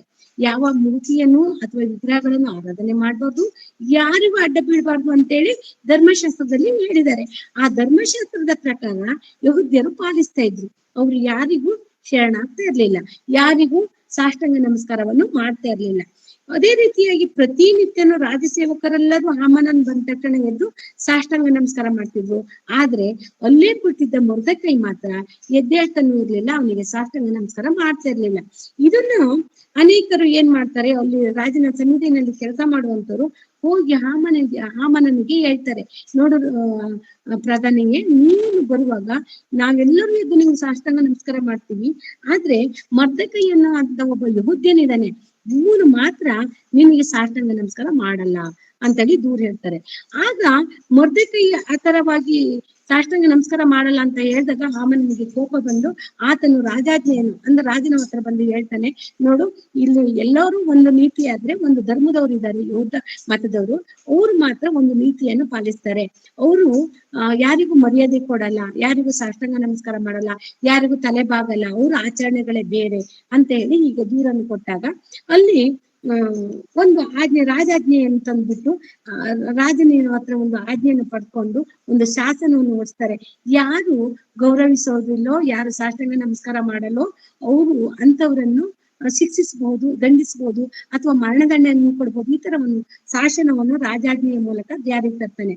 ಪ್ರತಿನಿತ್ಯನೂ ಹಾಮಾನನು ಬರುವಾಗ ಈತನು ಮಾಡೋದನ್ನು ನೋಡಿ ಕೋಪ ಎದ್ದ ಹಾಮಾನನು ಇವನನ್ನು ಗಲ್ಲಿಗೇರಿಸ್ಬೇಕು, ಇವನು ಮಾತ್ರ ಅಲ್ಲ, ಯಹೂದ ಕುಲದಲ್ಲಿ ಯಾರ್ಯಾರು ಇದ್ದಾರೆ ಸುಸನ್ ಕೋಟೆಯಲ್ಲಿ ಅಥವಾ 127 ಸಂಸ್ಥಾನದಲ್ಲಿ, ರಾಜನ ಆಳ್ವಿಕೆಯ 127 ಸಂಸ್ಥಾನದಲ್ಲಿ ಎಲ್ಲೆಲ್ಲಿ ಯಹೂದ್ಯರಿದ್ದಾರೋ ಅವ್ರನ್ನ ಎಲ್ಲರನ್ನು ಸಾಯಿಸ್ಬೇಕು, ಅವ್ರು ಎಲ್ಲರನ್ನು ನಾಶ ಮಾಡ್ಬೇಕು ಅನ್ನುವಂತ ಒಂದು ರಾಜಾಜ್ಞೆಯನ್ನು ಸಹ ಅವನು ಹೊರಡಿಸ್ತಾನೆ. ಇದನ್ನ ರಾಜನ ಅಪ್ಪಣೆಯನ್ನು ಪಡ್ಕೊಂಡು ಈ ರಾಜಾಜ್ಞೆಯನ್ನು ಹೊರಡಿಸಿದಾಗ ಇಲ್ಲಿ 4ನೇ ಅಧ್ಯಾಯಕ್ಕೆ ಬರುವಷ್ಟೊತ್ತಿಗೆ, ಎಸ್ತೇರ ರಾಣಿ ಗ್ರಂಥದಲ್ಲಿ 4ನೇ ಅಧ್ಯಾಯಕ್ಕೆ ಬರುವಷ್ಟೊತ್ತಿಗೆ ಇಲ್ಲಿ ಮೊರ್ದೆಕೈ ತುಂಬಾ ನಿರಾಸೆಯಿಂದ ತುಂಬಾ ಈ ರಾಜಾಜ್ಞೆಯನ್ನು ಕೇಳಿ ತುಂಬಾ ಗೋಳಾಡ್ತಾನೆ. ಆತನು ಉಪವಾಸವನ್ನು ಮಾಡ್ತಾನೆ, ಗೋಣಿ ತಟ್ಟನ್ನು ಹೊತ್ಕೊಂಡು ಉಪವಾಸ ವ್ರತ ಮಾಡ್ತಾ ಅಲ್ಲಿರುವ ಯಹೂದ್ಯರೆಲ್ಲರೂ ಸಹ ತುಂಬಾ ನರಳಾಟಕ್ಕೆ ಹೋಗ್ತಾರೆ. ಇವನೇನು ಈ ತರ ರಾಜಾಜ್ಞೆಯನ್ನ ತಂದ, ಯಹೂದ್ಯರನ್ನೆಲ್ಲ ನಾಶ ಮಾಡ್ಬೇಕು ಅಂದಿದಾರಲ್ಲ, ನನ್ನ ಜನಗಳೆಲ್ಲರೂ ನಾಶವಾಗ್ತಾರಲ್ಲ ಅಂತ ಮೊರ್ದೆಕೈ ತುಂಬಾ ಸಂಕಟ ಪಡ್ತಾನೆ. ಈ ವಿಷಯವನ್ನು ರಾಣಿಗೆ ಮುಗಿಸ್ಬೇಕು ಅಂತ ಹೇಳಿ ಬಂದು ಅಲ್ಲಿ ರಾಜ ಕಂಚುಕಿಯರ ಹತ್ರ ಆ ವಿಷಯವನ್ನು ಎಸ್ತೇರ ರಾಣಿಗೆ ತಿಳಿಸ್ತಾನೆ. ಎಸ್ತೇರ ರಾಣಿಗೆ ರಾಜ ಕಂಚುಕಿ ಬಂದು ತಿಳಿಸಿದಾಗ ಎಸ್ತೇರಳು ಹೋಗಿ ನೋಡಿದಾಗ ಅವನು ಬಟ್ಟೆ ಎಲ್ಲ ತೆಗೆದುಬಿಟ್ಟು ಗೋಣಿ ತಟ್ಟನ್ನು ಹೊತ್ಕೊಂಡು ಉಪವಾಸದಲ್ಲಿ ಇರ್ತಾನೆ. ಆಗ ರಾಜ ವಸ್ತ್ರಗಳನ್ನು ಕೊಟ್ಟು ಕಳಿಸಿ ಹೇಳ್ತಾಳೆ ಎಸ್ತೇರಳು, ಇದು ಯಾಕೆ ಇದ್ ಮಾಡ್ಬೇಡ ಅಂತ ಹೇಳಿದಾಗ, ನಿನ್ನನ್ನ ರಾಣಿಯಾಗಿ ಮಾಡಿ ನೀನು ಆ ಆಸ್ಥಾನದಲ್ಲಿ ಸೇರ್ಕೊಂಡಿ ಅಂದ ತಕ್ಷಣ ನಿನ್ನನ್ನು ನೀನು ರಕ್ಷಣೆ ಮಾಡ್ಕೊಳ್ಬೇಕು ಅಂತ ಇದ್ದೀಯಾ, ನಿನ್ನನ್ನು ನೀನು ರಕ್ಷಣೆ ಮಾಡೋಕ್ಕೋಸ್ಕರ ನೀನು ಆ ರಾಣಿಯಾದ್ಯಾ, ನೀನನ್ನ ರಾಣಿಯಾಗಿ ತಪ್ಪಿಸ್ಕೊಳ್ಬೇಕು ಅಂತ ಇದ್ದೀಯಾ, ಆದ್ರೆ ನಿನ್ನ ಮನೆತನದವರು, ನಿನ್ನ ತಂದೆ ಮನೆಯವರು, ಯಹೂದ ಮತದವರು ಎಲ್ಲರನ್ನು ನಾಶ ಮಾಡ್ಬೇಕಂತ ಹಾಮನನು ನಿಂತಿದ್ದಾನೆ. ನೀನು ಇದಕ್ಕೆ ಏನಾದ್ರೂ ಹೋಗಿ ರಾಜನ ಹತ್ರ ಪರಿಹಾರ ತಕೊಬೇಕು ಅಂತ ಹೇಳಿ ಮೊರ್ದೆಕೈ ಹೇಳಿ ಕಳಿಸ್ತಾನೆ. ಇದನ್ನ ನಾವು ಮೊರ್ದೆಕೈ ಹತ್ರ ಹೇಳಿ ಕಳಿಸಿದಾಗ ಈ ರಾಜಾಜ್ಞೆಯನ್ನು ನಿಲ್ಲಿಸ್ಬೇಕು, ಸ್ಥಗಿತಗೊಳಿಸ್ಬೇಕು ಅಂತ ಹೇಳಿ ಕಳಿಸಿದಾಗ ಅಲ್ಲಿ ರಾಜ ಕಂಚುಕಿ ಬಂದು ಮತ್ತೆ ಹೇಳ್ತಾಳೆ. ಹೇಳಿದ ನಂತರ ಇವಳು ಏನ್ ನಿರ್ಧಾರ ತಗೊಂತಾಳೆ, ಅರಸನ ಹತ್ರ ಏಕೆ ಹೋಗಿ ಮಾತಾಡಕ್ಕೆ ಅವಕಾಶ ಇರ್ಲಿಲ್ಲ. ಯಾವಾಗ ರಾಜನು ಅವ್ರನ್ನ ಕಡೆ ದಯೆ ತೋರಿಸ್ತಾನೋ, ಅವ್ರನ್ನ ರಾಜದಂಡ ಇಟ್ಟು ಅವ್ರ ಕಡೆ ರಾಜದಂಡವನ್ನು ತೋರಿಸ್ತಾರೋ ಆಗ ಮಾತ್ರನೇ ರಾಣಿಯಾದವಳು ಹೋಗಿ ಅಲ್ಲಿ ರಾಜನ ಹತ್ರ ಮಾತಾಡಕ್ಕೆ ಅವಕಾಶ ಇತ್ತು. ಪ್ರತಿನಿತ್ಯ ಹೋಗಿ ಬಂದು ನಮ್ಮ ಹಾಗೆ ಹೋಗಿ ಬೇಕಾದಾಗ ಹೋಗಿ ಮಾತಾಡುವಂತ ಅವಕಾಶ ಅವತ್ತಿನ ಕಾಲದಲ್ಲಿ ರಾಣಿಯರಿಗೆ ಇರ್ಲಿಲ್ಲ, ಅಥವಾ ಯಾರಿಗೂ ಸಹ ಇರ್ಲಿಲ್ಲ. ರಾಣಿಯರಿಗಂತಲ್ಲ, ರಾಜ ಆಸ್ಥಾನದಲ್ಲಿ ಕೆಲವು ನಿಯಮಗಳಿದ್ದು ಅದೇ ಪ್ರಕಾರವಾಗಿ ರಾಣಿಯು ಸಹ ನಡ್ಕೊಳ್ಬೇಕಾಗಿತ್ತು. ಅಂತ ಸಂದರ್ಭ ಬಂದಾಗ ಇಲ್ಲಿ ಎಸ್ತೇಳು ತುಂಬಾ ನೊಂದ್ಕೊಂತಾಳೆ. ಮೊರ್ದೆಕೈ ಕಠೋರವಾಗಿ ಹೇಳ್ತಾನೆ, ನೀನು ರಾಣಿಯಾಗಿ ನೀನು ಒಬ್ಳನ್ನ ಪ್ರಾಣ ಉಳಿಸ್ಕೊಂತೀಯಾ, ನೀನು ಆ ರೀತಿ ನಮ್ಗೆ ಸಹಾಯ ಮಾಡುವುದು, ದೇವ್ರು ಯಾರನ್ನಾದ್ರೂ ಸಹಾಯಕ್ಕೆ ಕಳಿಸ್ತಾರೆ, ನಾವು ದೇವರ ಮೇಲೆ ನಿರೀಕ್ಷೆ ಇಟ್ಟಿದ್ದವರು ಅಂತ ಹೇಳಿ ಮೊರ್ದೆಕೈ ಹೇಳ್ತಾನೆ. ಇದನ್ನು ಕೇಳಿ ತುಂಬಾ ನೊಂದ್ಕೊಂಡು ಏನ್ ಮಾಡ್ತಾಳೆ ಇವಳು, 3 ದಿನ ಉಪವಾಸವನ್ನು ಮಾಡ್ಬೇಕು. ಇಡೀ ಸಂಸ್ಥಾನದವರು ಎಲ್ಲೆಲ್ಲಿ ಯಹೂದ್ಯರಿದ್ದಾರೋ ಅವ್ರು ಎಲ್ಲರೂ ಸೇರಿ ನನಗೋಸ್ಕರವಾಗಿ ಉಪವಾಸ ಮಾಡಿರಿ, ನನ್ನ ಜೀವವನ್ನು ಮತ್ತು ನನ್ನ ಜನಾಂಗದವರನ್ನು ನಾನು ಉಳಿಸ್ಕೊಳ್ಬೇಕು ಅಂತ ಹೇಳಿ ಒಂದು ನಿರ್ಧಾರವನ್ನು ತೆಗೆದುಕೊಳ್ತಾಳೆ. ಈ ನಿರ್ಧಾರ ತಕೊಂಡು ಎಲ್ಲರಿಗೂ ಏನ್ ಮಾಡ್ತಾಳೆ, ಉಪವಾಸವನ್ನು ಮಾಡ್ಲಿಕ್ಕೆ ಅವಕಾಶ ಮಾಡಿ ಕೊಡ್ತಾಳೆ. ಇವಳು ಸಹ ಉಪವಾಸ ಇದ್ಬಿಟ್ಟು ಇವಳ ಜೊತೆಯಲ್ಲಿ ಇದ್ದಂತ ಸೇವಕರು ಎಲ್ಲ ಸೇರ್ಬಿಟ್ಟು ಎಸ್ತೇಳ ರಾಣಿಯು ಉಪವಾಸ 3 ದಿನ ಉಪವಾಸ ಇರ್ತಾಳೆ. ಇಲ್ಲಿ ಮೊರ್ದೆಕೈ ಮತ್ತು ಅನೇಕ ಯಹೂದ್ಯರು ಉಪವಾಸದಲ್ಲಿ ಇರ್ತಾರೆ. ಈ ಉಪವಾಸದ ಸಮಯದಲ್ಲಿ ದೇವರು ಏನ್ ಮಾಡ್ತಾನೋ ಮಾಡ್ಲಿ, ನಾನು ಧೈರ್ಯವಾಗಿ ರಾಜನ ಬಳಿ ಹೋಗ್ತೀನಿ, ನಾನು ದೇವರನ್ನು ಆಶ್ರಯಿಸ್ಕೊಳ್ತೀನಿ, ದೇವರ ಮೇಲೆ ಇದನ್ನು ಆತುಕೊಳ್ಳುವಂತೆ ಮಾಡ್ತೀನಿ ಅಂತ ಒಂದು ನಿರ್ಧಾರ ತಕೊಂಡು ಎಸ್ತೇಳು ರಾಣಿ ಏನ್ ಮಾಡ್ತಾಳೆ ಅಂದ್ರೆ ಆ ಉಪವಾಸವನ್ನು ಇಲ್ಲಿ ಕೈಗೊಳ್ತಾಳೆ. ಈ ಉಪವಾಸ ಕೈಗೊಂಡಾಗ ಎಸ್ತೇಳ ರಾಣಿ ಈ ಉಪವಾಸ ಮಾಡೋದ್ರಿಂದ ದೇವರ ದಯೆಯನ್ನು ಮತ್ತು ಮನುಷ್ಯರ ದಯೆಯನ್ನು ಹೊಂದೋಳು ಆಗ್ತಾಳೆ. ಇಲ್ಲಿ ಎಸ್ತೇಳ ರಾಣಿಯನ್ನು ನಾವು ನೋಡುವಾಗ, ಅವಳ ಗುಣನಡತೆಯನ್ನು ನೋಡುವಾಗ 3 ದಿನ ಉಪವಾಸ ವ್ರತ ಆದ್ರ ಮೇಲೆ ಎಸ್ತೇಳು ಧೈರ್ಯ ಮಾಡಿಕೊಂಡು ತನ್ನ ಗಂಡನಾದ ರಾಜನಾದ ಅಶ್ವರೋಷನನ್ನು ಮೀಟ್ ಮಾಡ್ಲಿಕ್ಕೆ ಹೋಗ್ತಾಳೆ. ಆ ಮೀಟ್ ಮಾಡಕ್ಕೆ ಹೋಗುವಂತ ಸಂದರ್ಭದಲ್ಲಿ ರಾಜನು ಅವಳ ಮೇಲೆ ದಯೆ ತೋರಿಸ್ತಾನೆ, ದಂಡವನ್ನು ಅವಳ ಕಡೆ ತೋರಿಸ್ತಾನೆ. ಆಗ ಎಸ್ತೇಳು ಧೈರ್ಯದಿಂದ ಅಲ್ಲಿ ರಾಜನನ್ನು ಮೀಟ್ ಮಾಡಿ ರಾಜನು ಹೇಳ್ತಾನೆ ಅವಳಿಗೆ, ನಿನಗೆ ಏನ್ ಬೇಕು ಕೇಳ್ಕೊ. ಇಲ್ಲಿ 5ನೇ ಅಧ್ಯಾಯಕ್ಕೆ ಬಂದಾಗ 5ನೇ ಅಧ್ಯಾಯದಲ್ಲಿ ನಾವು 1 ರಿಂದ 8ನೇ ವಾಕ್ಯದವರೆಗೆ ಇದೆ. ಅದನ್ನು ನಾವು ಪೂರ್ತಿ ಓದೋದು ಬೇಡ, ಸಮಯ ಇಲ್ಲ. ಅದರ ಸಾರಾಂಶವನ್ನು ಹೇಳ್ತೀನಿ. ಎಸ್ತೇಳು ರಾಣಿಯು ಆತನು ಇಲ್ಲಿ 2ನೇ ವಾಕ್ಯದಿಂದ ನಾನು ಕೆಲವು ವಾಕ್ಯಗಳನ್ನು ಓದ್ತೀನಿ. ಎಸ್ತೇಳ ರಾಣಿಯನ್ನು ಕಂಡ ಕೂಡಲೇ ಆಕೆಯ ಮೇಲೆ ದಯವಿಟ್ಟು ತನ್ನ ಕೈಯಲ್ಲಿದ್ದ ಸುವರ್ಣ ದಂಡವನ್ನು ಆಕೆಯ ಕಡೆಗೆ ಚಾಚಿದನು. ಎಸ್ತೇರಳು ಸಮೀಪಕ್ಕೆ ಹೋಗಿ ದಂಡದ ತುದಿಯನ್ನು ಮುಟ್ಟಲು ಅರಸನು ಆಕೆಗೆ, ಎಸ್ತೇಳ ರಾಣಿಯೇ, ನಿನಗೇನು ಬೇಕು? ನಿನ್ನ ವಿಜ್ಞಾಪನೆ ಯಾವುದು? ನನ್ನ ಅರ್ಧ ರಾಜ್ಯವನ್ನು ಕೇಳಿದರೂ ನಿನಗೆ ನಾನು ಕೊಡುತ್ತೇನೆ ಅಂದನು. ಅದಕ್ಕೆ ಎಸ್ತೇರಳು, ಅರಸನ ಚಿತ್ತಕ್ಕೆ ಬಂದರೆ ನಾನು ಇವತ್ತು ನಮಗೋಸ್ಕರ ಸಿದ್ಧ ಮಾಡಿಸಿರುವ ಔತಣಕ್ಕೆ ಹಾಮಾನನೊಡನೆ ಬರುವಾಗಲಿ ಎಂದು ಅರಕೆ ಮಾಡಿದಳು. ಇಲ್ಲಿ ಎಸ್ತೇರಳು ಒಂದು ಎಷ್ಟು ಜಾಣೆ ಅಂತ ನಾವು ತಿಳ್ಕೊಬಹುದು. ಈ ಸಂದರ್ಭದಲ್ಲಿ ಎಸ್ತೇಳ ರಾಣಿಯನ್ನು ರಾಜನು, ನಿನಗೆ ಏನು ಬೇಕು? ನನ್ನ ಅರ್ಧ ಸಾಮ್ರಾಜ್ಯವನ್ನು ಕೇಳಿದ್ರು ಸಹ ನಿನ್ಗೆ ಕೊಡ್ತೀನಿ, ನಿನ್ ಮೇಲೆ ನನಗೆ ದಯೆ ಇದೆ, ನಿನ್ಗೆ ಏನ್ ಬೇಕು ಕೇಳ್ಕೊ ಅಂತ ಕೇಳಿದಾಗ ಎಸ್ತೇಳ ರಾಣಿ ಏನನ್ನೂ ಕೇಳಲ್ಲ. ಆ ಸಮಯದಲ್ಲಿ ಜಾಣ್ಮೆಯಿಂದ, ಅವಳ ಜಾಣ್ಮೆಯನ್ನು ನಾವು ಇಲ್ಲಿ ನೋಡ್ಬೋದು. ಜಾಣ್ಮೆಯಿಂದ ಹೇಳ್ತಾನೆ, ನಿನಗೆ ಚಿತ್ತ ಇದ್ದರೆ, ಅಶ್ವರೋಷ ರಾಜನೇ, ನಿನಗೆ ಚಿತ್ತ ಇದ್ದರೆ ನಾನು ಇವತ್ತೊಂದು ಔತಣಕೂಟವನ್ನು ಏರ್ಪಡಿಸ್ತೀನಿ. ಅಲ್ಲಿಗೆ ನೀನು ಪ್ರಧಾನಿಯಾದ ಹಾಮಾನನೊಂದಿಗೆ ನೀನು ಆಮಂತ್ರಣ ಆಗ್ಬೇಕು, ಅಲ್ಲಿಗೆ ನೀನು ಆ ಊಟಕ್ಕೆ ಬರ್ಬೇಕು, ಔತಣಕೂಟಕ್ಕೆ ಬರ್ಬೇಕು ಅಂತ ಕೇಳ್ತಾಳೆ. ಅದಕ್ಕೆ ಅಶ್ವರೋಷನು ಒಪ್ಕೊಂತಾನೆ. ಅದೇ ರೀತಿಯೇ ಹಾಮಾನನನ್ನು ಕರೆ ಕಳಿಸಿ ಅಲ್ಲಿ ಊಟಕ್ಕಾಗಿ ಸಹ ಹೋಗ್ತಾನೆ. ಊಟಕ್ಕೆ ಹೋದ ಮೇಲೆ ಅಲ್ಲಿಯೂ ಸಹ ಔತಣಕ್ಕೆ ಹಾಮಾನನೊಂದಿಗೆ ಹೋದಾಗನು ಅಲ್ಲಿಯೂ ಸಹ ಮತ್ತೆ ಅಶ್ವರೋಷನ ರಾಜ್ಯನು ನೆನಪು ಮಾಡ್ತಾನೆ. ತನ್ನ ಎಲ್ಲರ ಜೊತೆ ಶ್ರೇಷ್ಠರಾದವರು ಯಾರನ್ನು ಕರ್ಕೊಂಡೋಗದೆ ಹಾಮಾನನೊಂದಿಗೆ ಮಾತ್ರ ಅಲ್ಲಿ ರಾಣಿಯ ಮನೆಗೆ ಊಟಕ್ಕೆ ಹೋದಾಗ ಎಸ್ತೇಳಳು ಊಟವನ್ನು ಮಾಡುವಂತ ಸಮಯದಲ್ಲಿ ರಾಜನೇ ಕೇಳ್ತಾನೆ, ಮತ್ತೆ ಅದನ್ನೇ ಕೇಳ್ತಾನೆ. ಏನಂತ, ನಿನಗೆ ಏನು ಬೇಕು ಕೇಳ್ಕ, ನೀನು ಔತಣಕೂಟಕ್ಕೆ ನಾನು ಬಂದಿದ್ದೀನಿ, ನಿನಗೆ ಏನು ಬೇಕು ಕೇಳು, ನೀನು ಕೇಳ್ತಾನು ನಾನು ಕೊಡ್ತೇನೆ ಅಂತೇಳಿ ಮತ್ತೆ ಆತನು ಹೇಳ್ತಾನೆ. ಆಗಲೂ ಸಹ ರಾಣಿ ಮತ್ತೆ ತಾಳ್ಮೆಯಿಂದ ಇನ್ನೊಂದು ಮಾತನ್ನು ಹೇಳ್ತಾನೆ, ರಾಜನೇ, ನೀನು ಇಲ್ಲಿ ನಾವು ಅದನ್ನ ಮತ್ತೆ ನಾವು ನೋಡ್ಕೊಬಹುದು. 7ನೇ ಅಧ್ಯಾಯದಲ್ಲಿ ಮತ್ತೆ ಆತನು ಮಾತುಗಳನ್ನು ಕೇಳಿದಾಗ ರಾಜನಿಗೆ ಹೇಳ್ತಾಳೆ, ರಾಜನೇ, ನಿನಗೆ ನನ್ನ ಮೇಲೆ ಕರುಣೆ ಬಂದಿದ್ರೆ, ನಿನ್ನ ಚಿತ್ತ ಇದ್ರೆ, ನಾಳೆಯೂ ಸಹ ಇದೇ ಸಮಯಕ್ಕೆ ರಾತ್ರಿ ಔತಣಕೂಟವನ್ನು ಏರ್ಪಡಿಸಿದ್ದೀನಿ. ಆಗ ನೀನು ಹಾಮನನೊಂದಿಗೆ ಮತ್ತೆ ನನ್ನ ಮೊರೆಯನ್ನು ನೀನು ಸ್ವೀಕರಿಸ್ಬೇಕು, ಔತಣವನ್ನು ಸ್ವೀಕರಿಸ್ಬೇಕು ಅಂತ ಕೇಳಿದಾಗ ರಾಜನು ಆಯ್ತು ಅಂತ ಹೋಗ್ತಾನೆ. ಆ ದಿನ ರಾಜನಿಗೆ ನಿದ್ದೆ ಬರಲ್ಲ. ಆತನಿಗೆ ಏನಾಗುತ್ತೆ ಅಂದ್ರೆ ರಾತ್ರಿ ಎಲ್ಲ ಏನ್ ಮಾಡ್ತಾ ಇರ್ತಾನೆ, ಈ 7ನೇ ಅಧ್ಯಾಯದಲ್ಲಿ ನಾವು ಆತನನ್ನು ನೋಡ್ಬೋದು. ಆತನು ಸುತ್ತಾಡ್ತಾ ಇರ್ತಾನೆ, ಅವನಿಗೆ ನಿದ್ದೆ ಬರಲ್ಲ, ರಾತ್ರಿ ಎಲ್ಲ ನಿದ್ದೆ ಬರಲ್ಲ. ಅವನೇನ್ ಮಾಡ್ತಾನೆ, ಸುತ್ತಾಡುವಷ್ಟೊತ್ತಿಗೆ ಅವನ ಹಳೆ ಡೈರಿಯನ್ನು ತೆಗೆದುಕೊಂಡು ಓದ್ತಾನೆ. ಈ ಔತಣಕೂಟ ಮುಗಿಸ್ಕೊಂಡು ಬಂದ್ರ ಮೇಲೆ ಅವನು ಡೈರಿಯನ್ನು ತೆಗೆದುಕೊಂಡು ಅವನು ಓದ್ತಾ ಇರ್ತಾನೆ. ಓದುವಷ್ಟೊತ್ತಿಗೆ ಅವನಿಗೆ ಹಳೆದಲ್ಲಿ ಡೈರಿಯಲ್ಲಿ ಬರ್ಕೊಂಡಿದ್ನಲ್ಲ, ಮೊರ್ದೆಕೈ ಮೂಲಕವಾಗಿ ರಾಜಕಂಚುಕಿಯರು ಮಾಡಿದ ಕುತಂತ್ರ ಪಿತೂರಿಗಳನ್ನು ಬರ್ಕೊಂಡಿದ್ನಲ್ಲ, ಅದು ಆತನ ಕೈಗೆ ಸಿಗುತ್ತೆ. ಅದನ್ನ ಸಿಕ್ಕಿ ನೋಡಿದಾಗ ಅವನು ಅಲ್ಲಿ ಇದ್ದವರನ್ನು ಕೇಳ್ಬಿಟ್ಟು ಹೇಳ್ತಾನೆ, ಹೌದು, ಇಲ್ಲಿ ಇವನು ಮೊರ್ದೆಕೈ ಅನ್ನೋನು ನನಗೆ ಸಹಾಯ ಮಾಡಿದ್ದ, ಅವನಿಗೆ ಏನ್ ರಾಜ್ಯ ಮರ್ಯಾದೆ ಸಿಕ್ಕಿದೆ ಅಂತ ಕೇಳಿದಾಗ, ಇಲ್ಲ ರಾಜನೇ, ಅವನಿಗೆ ಏನೂ ರಾಜ ಮರ್ಯಾದೆ ಕೊಟ್ಟಿಲ್ಲ, ಅವನು ಸಾಮಾನ್ಯನಾಗಿದ್ದಾನೆ ಅಂತ ಅಲ್ಲಿ ಇದ್ದವರು ಹೇಳ್ತಾರೆ ರಾಜನ ಆಸ್ಥಾನದಲ್ಲಿ. ಆಗ ಅಶ್ವರೋಷ ರಾಜನು, ಯಾರನ್ನಾದ್ರೂ ಕರೀರಿ, ಇಲ್ಲಿ ನಾನು ಮಾತಾಡ್ಬೇಕು ಅದ್ರ ಬಗ್ಗೆ ಅಂದಾಗ, ಅದೇ ಸಮಯದಲ್ಲಿ ಇಲ್ಲಿ ಹಾಮನನು ಅವನ ಹೆಂಡತಿಯ ಮಾತನ್ನು ಕೇಳಿ, ಅವನ ಪರಿಚಯದವರ ಮಾತನ್ನು ಕೇಳಿ, ಇಲ್ಲಿ ಯಹೂದ್ಯರ ಒಂದು ದಿನವನ್ನು ಫಿಕ್ಸ್ ಮಾಡಿರ್ತಾರೆ, ರಾಜಮುದ್ರೆ ಹಾಕಿ ಯೋಧರನ್ನು ಸಾಯಿಸ್ಬೇಕಂದಿರ್ತಾರೆ.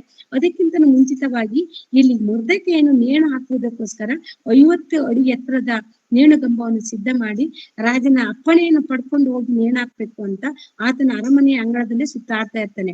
ಅಲ್ಲಿ ಯಾರಲ್ಲಿ ಅಂತ ಕೇಳುವಾಗ ಇಲ್ಲಿ ಹಾಮನನನ್ನು ನೋಡಿ ಅಶ್ವರೋಷ ರಾಜನ ಕರೆ ಕಳಿಸಿದಾಗ ಹಾಮನನ ಬಂದ ತಕ್ಷಣನ ರಾಜನ ಕೇಳ್ತಾನೆ, ನೋಡು, ರಾಜ ಮರ್ಯಾದೆ, ರಾಜನಿಗೆ ಉಪಕಾರ ಮಾಡಿದವರಿಗೆ ರಾಜನು ಅವರನ್ನು ಸನ್ಮಾನಿಸ್ಬೇಕಂದ್ರೆ ಹೆಂಗೆ ಸನ್ಮಾನಿಸ್ಬೇಕು ಅವರಿಗೆ ಅಂತ ಕೇಳಿದಾಗ, ಇವನು ಹಾಮನನ ಅಹಂಕಾರದಿಂದ ನನ್ನನ್ನು ಬಿಟ್ಟು ಇನ್ಯಾರು ರಾಜನನ್ನು ಸನ್ಮಾನಿಸ್ತಾರೆ, ರಾಜ ಸನ್ಮಾನ ಮಾಡ್ಬೇಕಂದ್ರೆ ನನ್ನನ್ನೇ ಮಾಡ್ಬೇಕು ಅಂತ ಅವನ ಆಲೋಚನೆ ಮಾಡಿ ತನಗೆ ಆ ಸನ್ಮಾನ ಸಿಗುತ್ತೆ ಅಂತೇಳಿ ಅವನೇನ್ ಮಾಡ್ತಾನೆ, ರಾಜನೇ ಇಂತಿಂತ ವಸ್ತುಗಳಿಂದ ಆತನನ್ನು ರಾಜ ಮರ್ಯಾದೆಯಿಂದ ವಸ್ತ್ರಗಳನ್ನ ಹಾಕಿ ಮತ್ತೆ ಕುದುರೆ ಮೇಲೆ ಕೂರಿಸಿ ಆತನ ಅರಮನೆಯಲ್ಲಿ ಮೆರವಣಿಗೆ ಮಾಡ್ತಾರೆ. ರಾಜಬೀದಿಯಲ್ಲಿ ಆತನ ಬಗ್ಗೆ ಹೊಗಳಿಕೆ ಮಾತನಾಡ್ಬೇಕು, ಈ ತರ ಆ ರೀತಿ ಆಜ್ಞಾಪನೆಯನ್ನು ಕೊಡ್ತಾನೆ.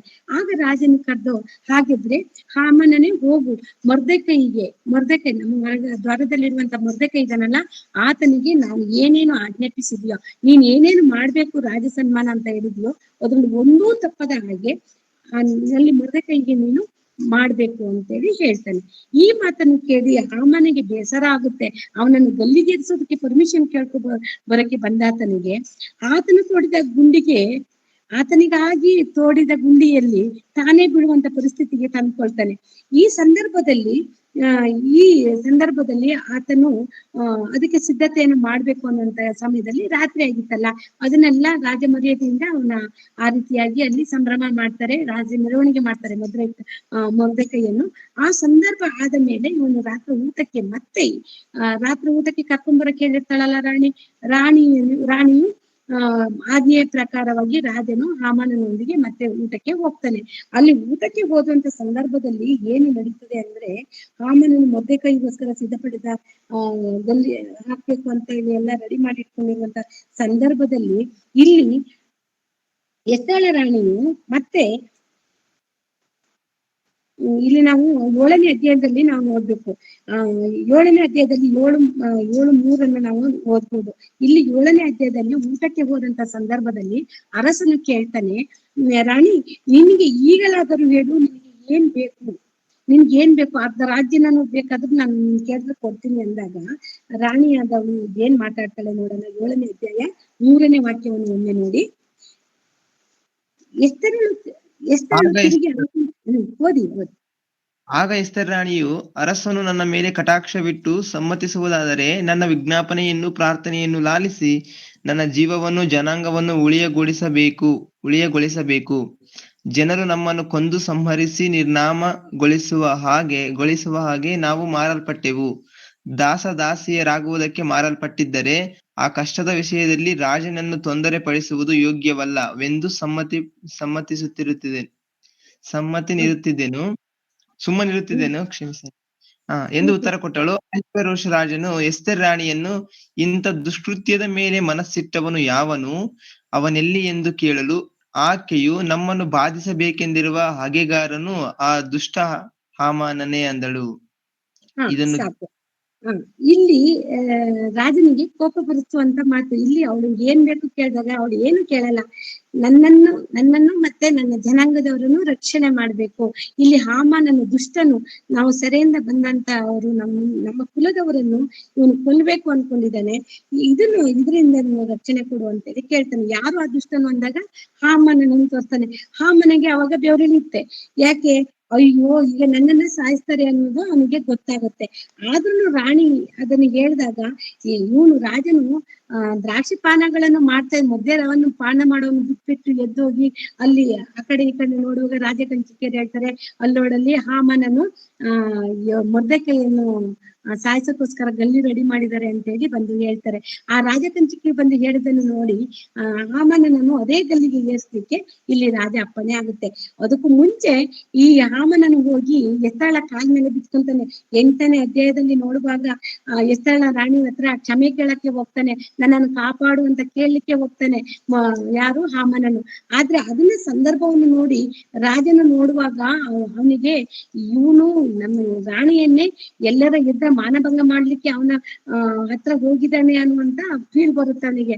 ಅದನ್ನ ನೋಡ್ಬಿಟ್ಟು ಅವಳು ಕಾಡಾಡಿ ಅವನು ಇರುವುದನ್ನು ನೋಡ್ಬಿಟ್ಟು ರಾಜನಿಗೆ ಇನ್ನೂ ಕೋಪ ಜಾಸ್ತಿಯಾಗಿ ಹಾಮನನ್ನು ಯಾರನ್ನು ಕೊಲ್ಲೋಕಂತ ಗಲ್ಲಿಯನ್ನು ರೆಡಿ ಮಾಡಿದನೋ ಅದೇ ಗಲ್ಲಿಗೆ ಹಾಮನನ್ನೇ ಹಾಕಿ ಆತನನ್ನು ನಿರ್ನಾಮ ಮಾಡ್ತಾರೆ.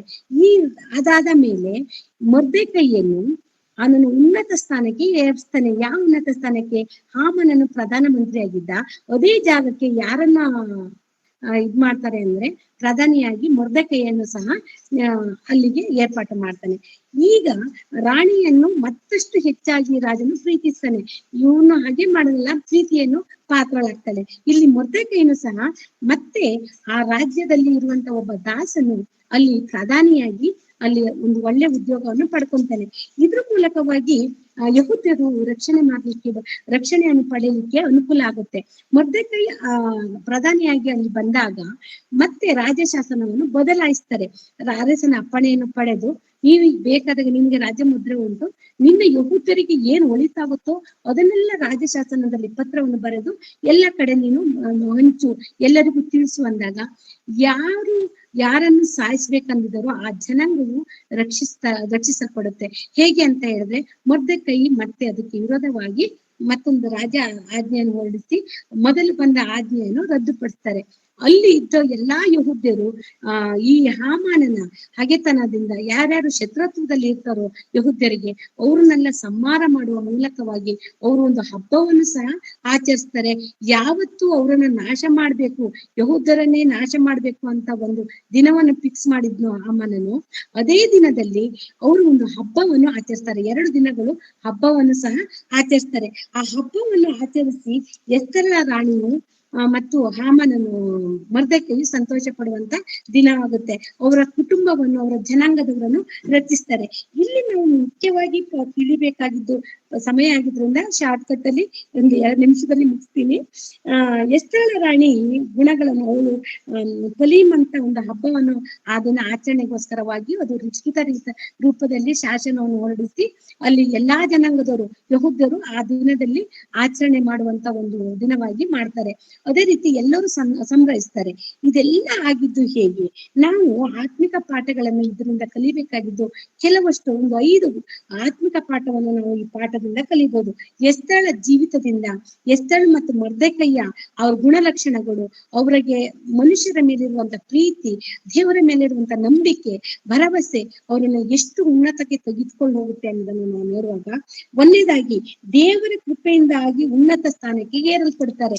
ಇಲ್ಲಿ ಸೆರೆಗೆ ಬಂದಂತ ಮೊರ್ದೆಕೈ ಇರ್ಬೋದು, ಎಸ್ತೇರಳಾಗಿರ್ಬೋದು, ದೇವರ ದಯೆ ಹೊಂದಿದ್ರಿಂದ ಅವ್ರು ಏನಾಗ್ತಾರೆ, ದಾಸತ್ವದಲ್ಲಿ ಇದ್ದಂತ ಅವರು ಬಿಡುಗಡೆ ಹೊಂದಿ ಮೊರ್ದೆಕೈ ರಾಜ ಸಂಸ್ಥಾನದಲ್ಲಿ ಪ್ರಧಾನಿ ಮಂತ್ರಿ ಆದ್ರೆ ಎಸ್ತರಳು ರಾಣಿಯಾಗಿ, ಪಟ್ಟದ ರಾಣಿಯಾಗಿ, ರಾಜ್ಯವನ್ನು ಆಳುವಂತ ಒಂದು ರಾಣಿಯಾಗಿ ದೇವರು ಉನ್ನತ ಸ್ಥಿತಿಗೆ ಕರ್ಕೊಂಡು ಹೋಗ್ತಾರೆ.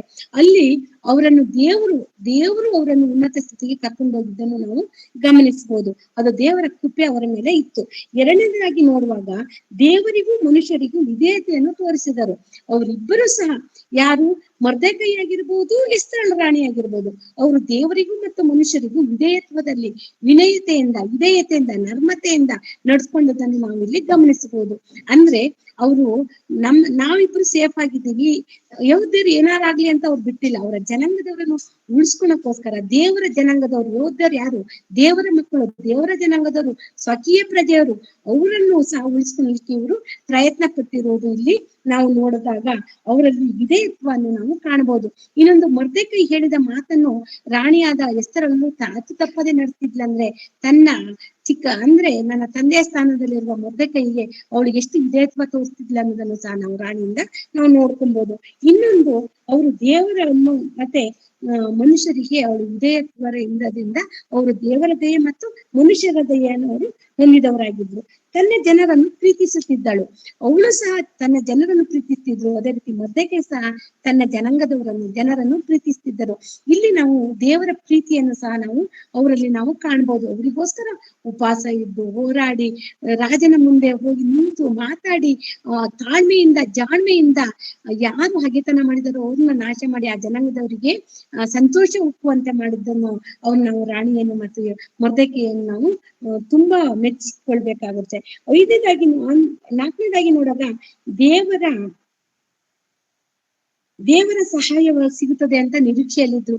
ಇಲ್ಲಿ ಮೊರ್ದೆಕೈ ಬಂದು ರಾಣಿಗಟ್ಟನೆ, ನೀನು ನನಗೆ ಸಹಾಯ ಮಾಡದೆ ಹೋದ್ರು ದೇವರು ಇನ್ನೊಬ್ಬರನ್ನು ಸಹಾಯಕ್ಕೆ ಕಳಿಸ್ತಾನೆ. ಅಂದ್ರೆ ದೇವರನ್ನು ಆತುಕೊಂಡಿದ್ರು ಅನ್ನೋದನ್ನ ನಾವಿಲ್ಲಿ ನೋಡ್ಬೋದು.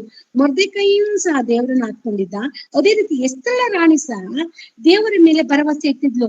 ನಾನು 3 ದಿನ ಉಪವಾಸ ಮಾಡಿ ಧೈರ್ಯವಾಗಿ ನನ್ನನ್ನು ಸಾಯಿಸ್ರು ಪರವಾಗಿಲ್ಲ, ನನ್ನ ಜನರಿಗೋಸ್ಕರ ರಾಜನ ಮುಂದೆ ಹೋಗಿ ಮಾತಾಡ್ತೀನಿ ಅಂತ ಹೇಳ್ಬೇಕು ಅಂದ್ರೆ ಅವಳು ಯಾರನ್ನು ನಿರೀಕ್ಷಿಸಿದ್ಲು? ದೇವರ ಮೇಲೆ ದೇವರ ಮೇಲೆ ನಿರೀಕ್ಷೆಯನ್ನು ಇಟ್ಕೊಂಡಿದ್ಲು. ಆ ಸಮಯದಲ್ಲಿ ಅವಳು ದೇವರಿಗೆ ತನ್ನನ್ನು ತಾನು ಅರ್ಪಿಸಿಕೊಂಡಿದ್ದನ್ನು ನಾವು ಇಲ್ಲಿ ಕಾಣ್ಬೋದು. ಇಲ್ಲಿ ಮೊರ್ದೆಕೈ ಮತ್ತು ಎಸ್ತರಳ ಗುಣಲಕ್ಷಣಗಳಲ್ಲಿ ಅವರು ದೇವರ ಸಹಾಯವನ್ನೇ ನಿರೀಕ್ಷಿಸಿಕೊಂಡಿದ್ರು, ಮನುಷ್ಯರ ಸಹಾಯ ಅಲ್ಲ ಅನ್ನೋದನ್ನು ನಮಗೆ ಇಲ್ಲಿ ಸ್ಪಷ್ಟವಾಗಿ ಗೊತ್ತಾಗುತ್ತೆ. ಅದೇ ರೀತಿ ನಾವು ಇದರಲ್ಲಿ 5ನೇದನ್ನು ನಾವು ನೋಡುವಾಗ, ದೇವರು ಸಹಾಯ ಮಾಡ್ತಾನೆಂದ ನಂಬಿರುವುದರಿಂದ ಅವರು ಉನ್ನತ ಸ್ಥಾನಕ್ಕೆ ಹೋಗ್ತಾರೆ ಅನ್ನೋದನ್ನು ನಾವು ಇಲ್ಲಿ ನಂಬಬಹುದು. ಅಂದ್ರೆ ಪ್ರತಿಯೊಬ್ಬ ಮನುಷ್ಯನು ಇಲ್ಲಿ ನಮ್ಮ ಕ್ರೈಸ್ತಿಯ ಜೀವಿತದಲ್ಲಿ, ಅವರು ಯಹೂದ್ಯರಾಗಿರ್ಬೋದು, ನಾವು ಇವತ್ತು ಕ್ರೈಸ್ತರಾದ ನಾವೆಲ್ಲರೂ ಜನರ ಪ್ರೀತಿಯನ್ನು ಸಂಪಾದಿಸಬೇಕು, ಜೊತೆಗೆ ದೇವರ ದಯೆಯನ್ನು ಹೊಂದಿರಬೇಕು, ಮನುಷ್ಯರ ದಯೆಯನ್ನು ಹೊಂದಿರಬೇಕು. ಇಲ್ಲಿ ಯೇಸು ಸ್ವಾಮಿಯು ಸಹ ನಾವು ನೋಡುವಾಗ ದೇವರ ದಯೆಯನ್ನು ಮತ್ತು ಮನುಷ್ಯರ ದಯೆಯನ್ನು ಹೊಂದಿದ್ದನಾಗಿದ್ದನು. ಅದೇ ರೀತಿ ಇಲ್ಲಿ ಎಸ್ತರಳ ಜೀವಿತದಲ್ಲೂ ಸಹ ನೋಡುವಾಗ ದೇವರ ದಯೆ ಮತ್ತು ಮನುಷ್ಯರ ದಯೆಯನ್ನು ಹೊಂದಿದ್ದವಳಾಗಿದ್ಲು, ರಾಜನ ದಯೆಯನ್ನು ಸಹ ಹೊಂದಿದ್ದಳಾಗಿದ್ದಳು. ಅಂದ್ರಿಂದ ನಾವು ತಿಳ್ಕೊಬೇಕಾಗಿದ್ದು ಮುಖ್ಯವಾಗಿದ್ದು, ನಮ್ಮಲ್ಲಿ ಸಹ ವಿಧೇಯತ್ವ ಇರ್ಬೇಕು, ನರ್ಮತೆ ಇರ್ಬೇಕು, ನಂಬಿಕಸ್ಥರಾಗಿರ್ಬೇಕು, ದೇವರ ಮಾತುಗಳನ್ನು ನಾವು ಕೈಗೊಂಡು ನಡೆಯುವರಾಗಿರ್ಬೇಕು, ದೇವರು ಅಪೇಕ್ಷಿಸುವ ನಡೆ ನುಡಿಗಳು ನಮ್ಮಲ್ಲಿ ಇರಬೇಕು, ನಮ್ಮ ಜೀವಿತವನ್ನು ದೇವರ ಚಿತ್ತಕ್ಕೆ ಒಪ್ಪಿಸಿಕೊಟ್ಟವರಾಗಿರ್ಬೇಕು ಅನ್ನೋದನ್ನು ಈ ಪಾಠದಿಂದ ನಾವು ಕಲಿಯಬಹುದು. ಇಲ್ಲಿ ಎಸ್ತರಳ ಜೀವನ ಚರಿತ್ರೆಯನ್ನು ನಾವು ಹೇಳ್ತಾ ಹೋದ್ರೆ 10 ಭಾಗಗಳಾಗಿ ನಾವು ನಡೆಸಿಕೊಂಡು ಹೋಗ್ಬೋದು. ಅಷ್ಟು ದೊಡ್ಡ ಅಧ್ಯಾಯ. ಶಾರ್ಟ್ ಕಟ್ ಅಲ್ಲಿ ನಾನು ಇದನ್ನ ಸಾರಾಂಶವನ್ನು ನಿಮಗೆ ತಿಳಿಸಿದ್ದೇನೆ. ಎಸ್ತರಳ ಜೀವಿತದಿಂದ ನಾವು ತಿಳ್ಕೊಬೇಕಾಗಿದ್ದು ಮುಖ್ಯವಾಗಿ ದೇವರ ಮೇಲೆ ಭರವಸೆವಾಗಿಟ್ಟುಕೊಂಡು ದೇವರ ಜನರನ್ನು ಪ್ರೀತಿಸ್ಬೇಕು, ಜೊತೆಗೆ ದೇವರಿಗಾಗಿ ನಾವು ನಿಲ್ಲಬೇಕು, ದೇವರು ನಮ್ಮ ಪಕ್ಷದಲ್ಲಿ ನಿಂತ್ಕೊಂತಾನೆ ಅನ್ನೋದನ್ನು ನಾವು ತಿಳಿಸ್ಕೊಳ್ಬಹುದು. ಈ ಮಾತುಗಳಿಂದ ನಿಮ್ಮನ್ನು ದೇವರು ಆಶೀರ್ವದಿಸಲಿ. ಕಣ್ಮುಚ್ಚಿ ಪ್ರಾರ್ಥನೆ ಮಾಡಿಕೊಳ್ಳೋಣ. ನನ್ನನ್ನು ಬಹಳವಾಗಿ ಪ್ರೀತಿಸುವ ಪರಲೋಕದಲ್ಲಿರುವ ತಂದೆಯಾದ ದೇವರೇ, ನಿಮ್ಮ ನಾಮಕ್ಕೆ ಸ್ತೋತ್ರವಾಗಲಿ, ಮಹಿಮೆ ಆಗಲಿ. ಅಪ್ಪ ನೀನು ಕೊಟ್ಟಂತೆ ಈ ಅವಕಾಶದಲ್ಲಿ ಕರ್ತನೆ ನಿನ್ನ ಮಕ್ಕಳಿಗೆ ದೇವರ ಜ್ಞಾನವನ್ನು ಬೈಬಲ್ನಲ್ಲಿರುವಂತ ಮಾತುಗಳನ್ನು ಇದ್ದ ಹಾಗೆ ತಿಳಿಸಲು ಪ್ರಯತ್ನಿಸಿದ್ದೇನಪ್ಪ ತಂದೆಯೇ. ನೀನು ಇಲ್ಲಿವರೆಗೆ ನನ್ನನ್ನು ಬಾಯಿಂದ ಮಾತನಾಡಿಸಿ ನಿನ್ನ ಮಕ್ಕಳಿಗೆ ತಿಳಿಸಬೇಕಾದ ವಿಷಯವನ್ನು ತಿಳಿಸಿದ್ದಕ್ಕಾಗಿ ವಂದನೆಗಳು ಕರ್ತನೆ.